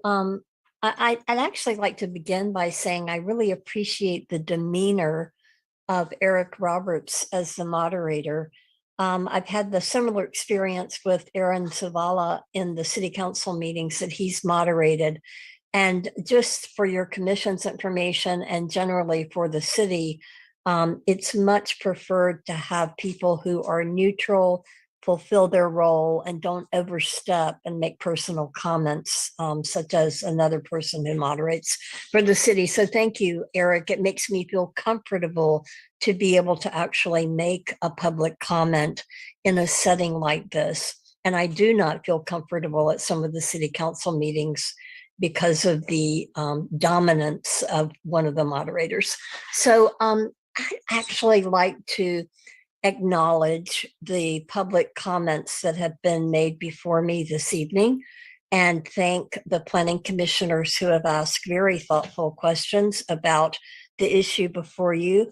I also was unable to hear part of the presentation due to what seemed like an unstable internet connection with Heather's presentation. And I'd like to encourage you to really take that broad view, and anything related to CEQA review, project review, anything that you as a planning commission can say, we would like to have our voices heard. And I do agree about the Climate Action Commission interface. It was requested by the Climate Action Commission early on in their early days. And there was some reasoning that the staff gave as to why projects or certain circumstances would not be brought before the Climate Action Commission. And maybe the city attorney representative would like to revisit that. But, we've just had some really tragic environmental things occur here in Petaluma. And as I mentioned earlier this evening, the Riverbend project is certainly one of those. My heart breaks every time I go by that property and I see what the process was in review and the city council's review and the developers involved. And I did submit a pretty detailed written comment about the inadequacy of the biological resources review, with all due respect, by your commission and in general by the planning commission and also at the city council level. So I just agree with the previous speakers, and I truly acknowledge the time that they devoted to preparing to speak to you. Thank you. Thank you, Susan, for your comment and your personal acknowledgement. And I do believe that concludes the public comments I'm seeing for this item. I'll pass it back to Vice Chair Bauer. All right, thank you very much, Eric, for that neutral moderating. I see that our Assistant City Attorney Dylan Brady has his hand up. Thanks, Vice Chair. I'll just address some of the public comments. Again, the comparison side by side, it's on the agenda. This doesn't rewind anything. If anything, it goes further. That's with the zoning variances in the floodway, as well as now the planning director can bump up variances as well as conditional use permits. So again, nothing's gonna be more ministerial. Regarding the McCorkle findings, so I do think that the public comments are well taken, that when there are SPAR hearings, that the Planning Commission should make findings regarding the environmental impacts. So that is what we did here. And Heather didn't mention, but there is a new section here. It is 24, hold on, 050F regarding conditions. So if there are any conditions that the Planning Commission wants to make to help with those significant impact findings, they can make that. You guys already have the ability through the police power, but it's good to just specifically spell it out there. And I'm here to answer any other questions that anybody else may have. Thanks. Great. Thank you, Dylan. I do have one, I just want to, I'm trying to find it. I just want to be crystal clear on something. I was reading the 24.020 on zoning administrator, where it says, the zoning administrator shall have the power and duty to oversee all administrative actions required by the zoning ordinance, including the giving of notice, preparing reports, reviewing SPAR applications, conditional use applications, and planned community and planned unit developments mills. That was already there. That is not a change. That was already existing, right? It's not giving any more power to the zoning administrator or the director, right? That's been there for a long time. I just want to make sure I'm understanding that. That is correct. And that does remind me of some public comments that I can address too, regarding the Climate Action Commission, the Tree Advisory Commission, PBAC, taking a look.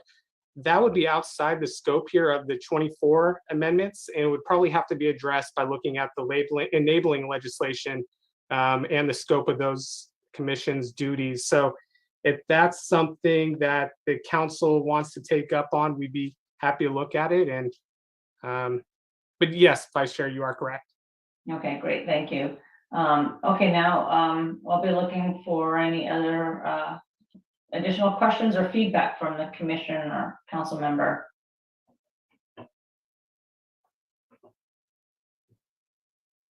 Okay, Commissioner Ryder. Pretty sure Blake beat me by half a second. Honestly, I'm still reading, so if you wanted to go first, Commissioner Hooper, that would be fine, but I'll try to articulate on the fly as well. So just looking at the version of with the additions and deletions, trying to follow through and understand some of the public comment specifically and interpret that for general consumption. Maybe you can help me, Mr. Brady, around the conditional use permits and 24060 item C. That particular area appears to be specific to reports that would be written by staff rather than by the zoning administrator. Is that a correct interpretation, or am I missing something? That is correct. We can, of course, make it clearer if we would like to show that the Planning Commission, and these would be the cases, I guess, on only minor use permits when the planning director wants to bump up, correct? Commissioner Ryder, I don't know if I. Yes, both B and C. You're right. Yeah, we can make that clear, I think. Okay. I'm In trying to terms figure of out how to do that as well. right, so in terms of like procedurally this evening, do we need to make recommendations to that effect, or is that something that will require us to have a follow-up discussion? So, and that's, I was texting Heather, I think what we'd want here is a vote tonight on to recommend this to council with additional recommendations from the Planning Commission on any changes to this ordinance.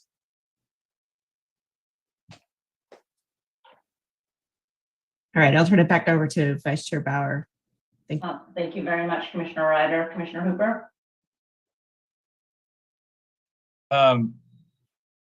This is a little difficult for me because I remember the workshop we had back in June. It's been a little bit of time since then. In a lot of ways, when I looked at the side by side, I see where some of this is definitely just consolidated language, but where there is more authority being given to the Planning Commission. I do have similar reservations with regards to clarifying reporting, and would want to see clarification on the use permits. But I'll say now, I do have a lot of reservations about passing something without the changes having been discussed and implemented into the document. I'm very uncomfortable with just pushing this forward with recommendations and hoping they get spelled out correctly. I do want to ask a question though. I know part of the starting point for this had to do with the court case reference at the top and how we have to put some of this straight in so that we're able to make use of it and kind of bypass that ruling. I don't know if that's the right way to say that, but is there a time constraint we are facing before we make this change? Or is this something where we could, I don't know, have another meeting with some of this more fleshed out? So I think there are, Commissioner, a couple projects in the pipeline are coming pretty soon. That would be really great for the Planning Commission to have full environmental discretion here. So I don't want to preclude us, though, from saying we can never go back. This is an amendment, or that we can always amend. And I'd be happy to, I don't know, work with you or right now, or we want to do this offline on some of the recommended changes to help assuage any concerns.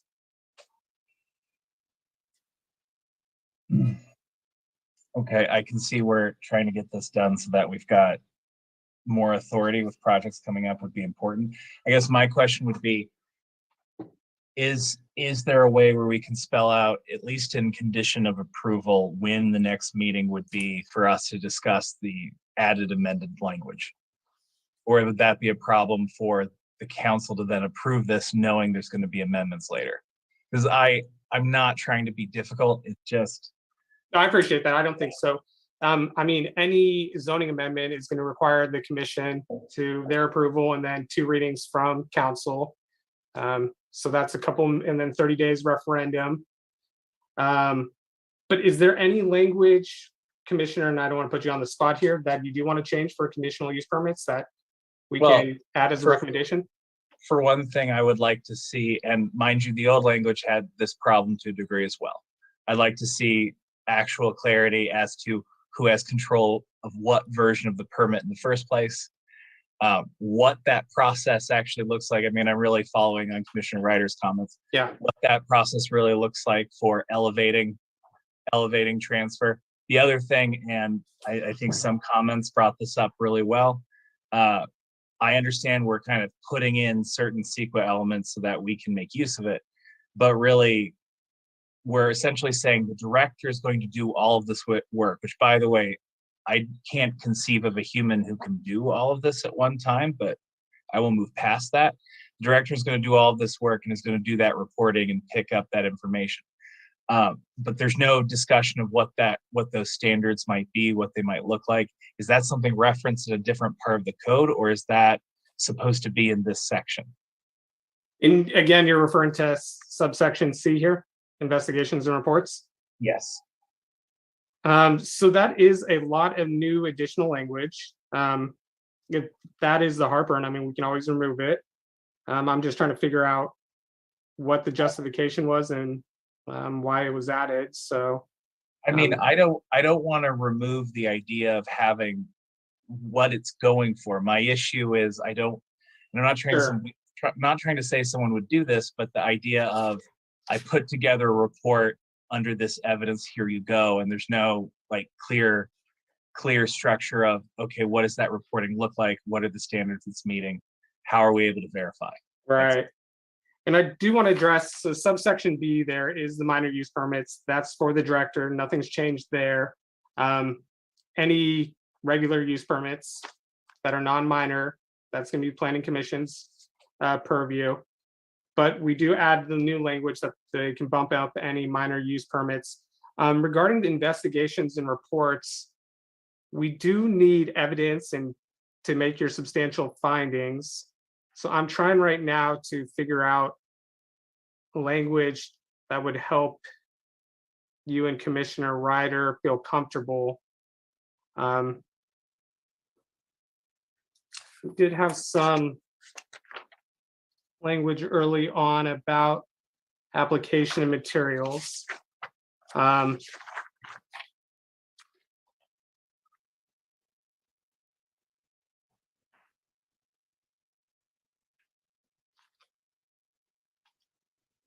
If anybody has some suggestions, that'd be great too. And I did get a text from Heather. I think she's listening in. She said standards are outlined in code and are same for both CUP and minor. So we do have the standard section in E.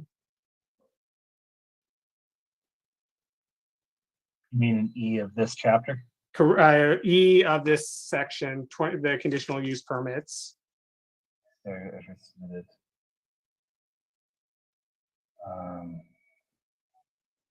Vice Chair Bauer, if I may.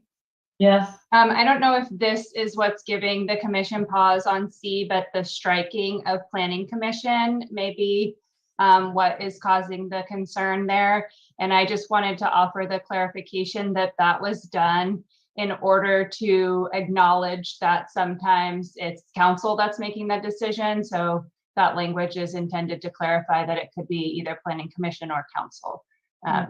Commissioner Hooper is shaking his head that that's not what's giving it us. Yeah. No, I actually appreciated that. I can see where that makes it way more flexible to what needs to happen.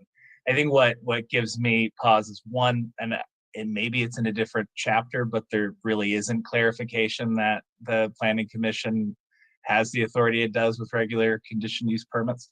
The other thing is, and I'm now rereading standards for review of applications.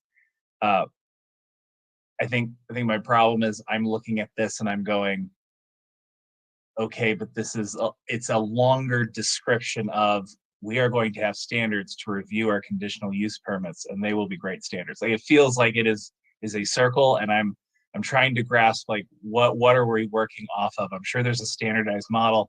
Is this like with an EIR, there's a certain amount of expectation? Like, what are we working off of in terms of standards, so that we know it's being applied universally, regardless of whether it's us or the zoning director?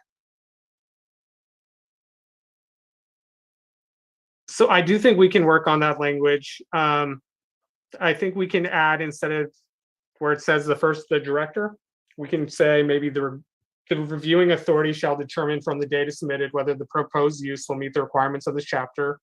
And she'll either administratively approve, that would be the planning director. So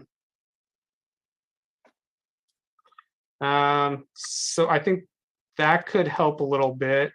And then number 2 does seem that the director has the ability to prepare other reports to provide to help you make your decision, or counsel.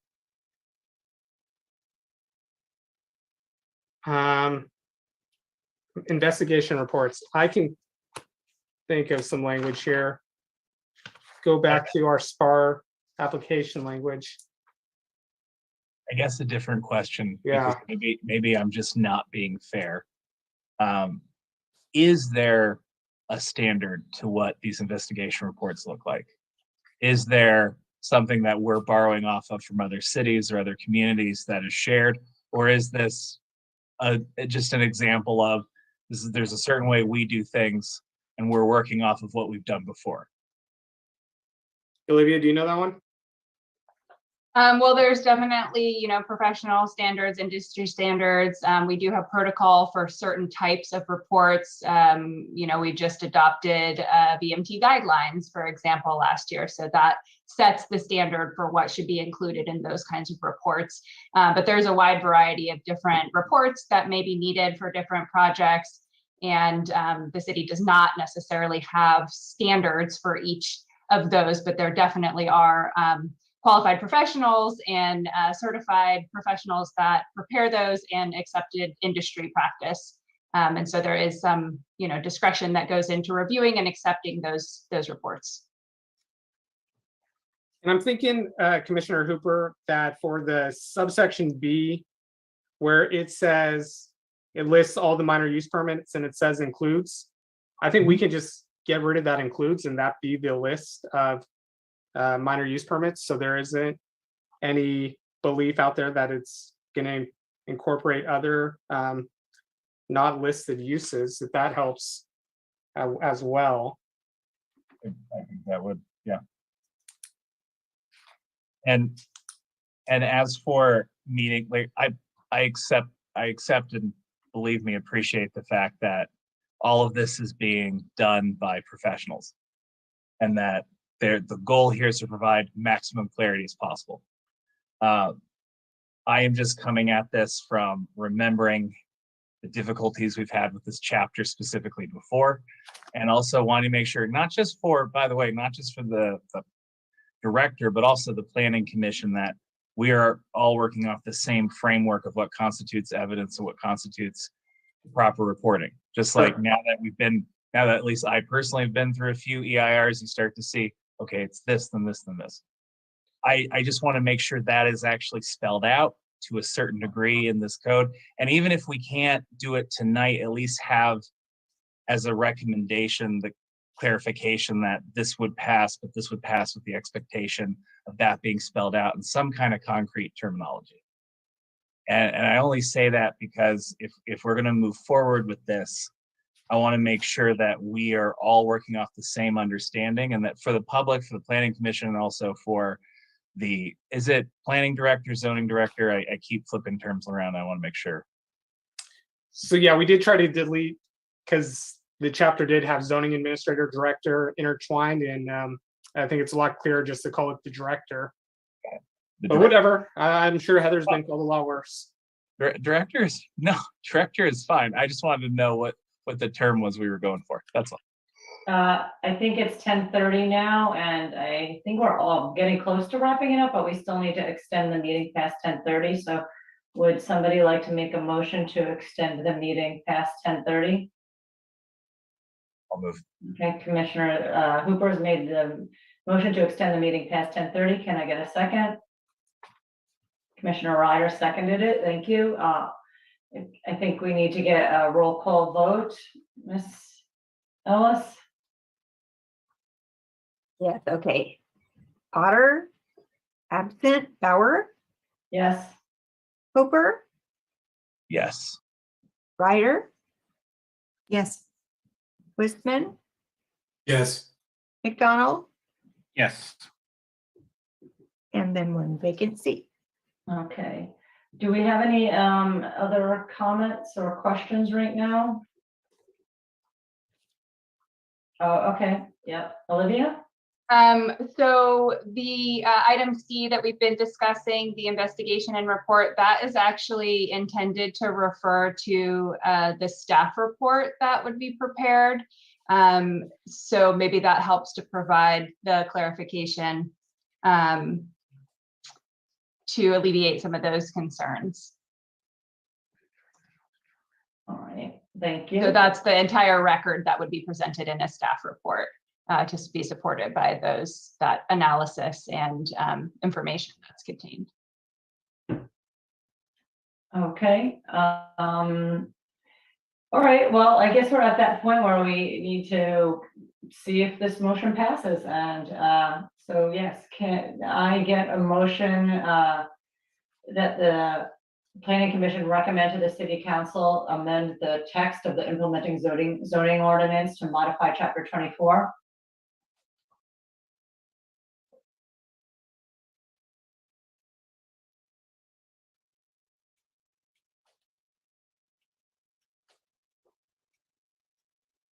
Would that be as modified by? As modified, but as modified, how are we modifying it? I wrote down 3 recommendations, and feel free to tell me if I'm wrong or add more. Recommendation regarding noticing in Spanish, getting rid in 24060B, the including, so it's clear that that list is all the minor use permits, and then trying to clarify that subsection C regarding investigation reports or staff reports. Any other ones out there? That I'm aware of. Okay, then Councilmember McDonald, do you want to make that motion with modifications? Sorry, excuse me, Vice Chair. Yes. We had also discussed actually defining major projects. Is that something we can also include, please? Can we do that? Friendly amendment. Okay, good. Thanks for remembering that, Commissioner Ryder. Do we have somebody that's wanting to make a motion for the resolution with those modifications as stated by Mr. Brady? I'll make that motion. Okay. Commissioner Wistman made the motion. Is there anybody that will second it?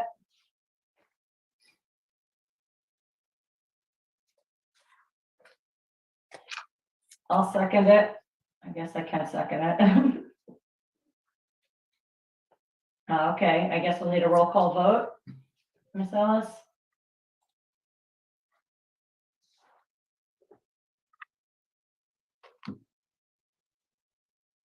Potter, absent. Bauer, Yes.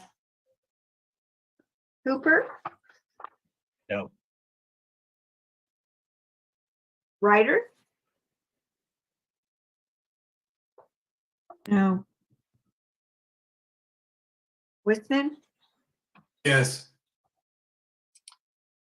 McDonald, Yes. and one vacant seat. That is 3 yeses and 2 nos. 1 absent, 1 vacant seat. Great. Thank you, everybody, for this lively and intelligent and complicated discussion. Thank you to staff for trying to break it out for us. Very good work on everybody's part. And of course, thank you to the community for their input as always. So our next meeting is scheduled for Tuesday, April 12th. And thank you, everybody, for coming, and have a good night. Bye. Thanks. Recording stopped.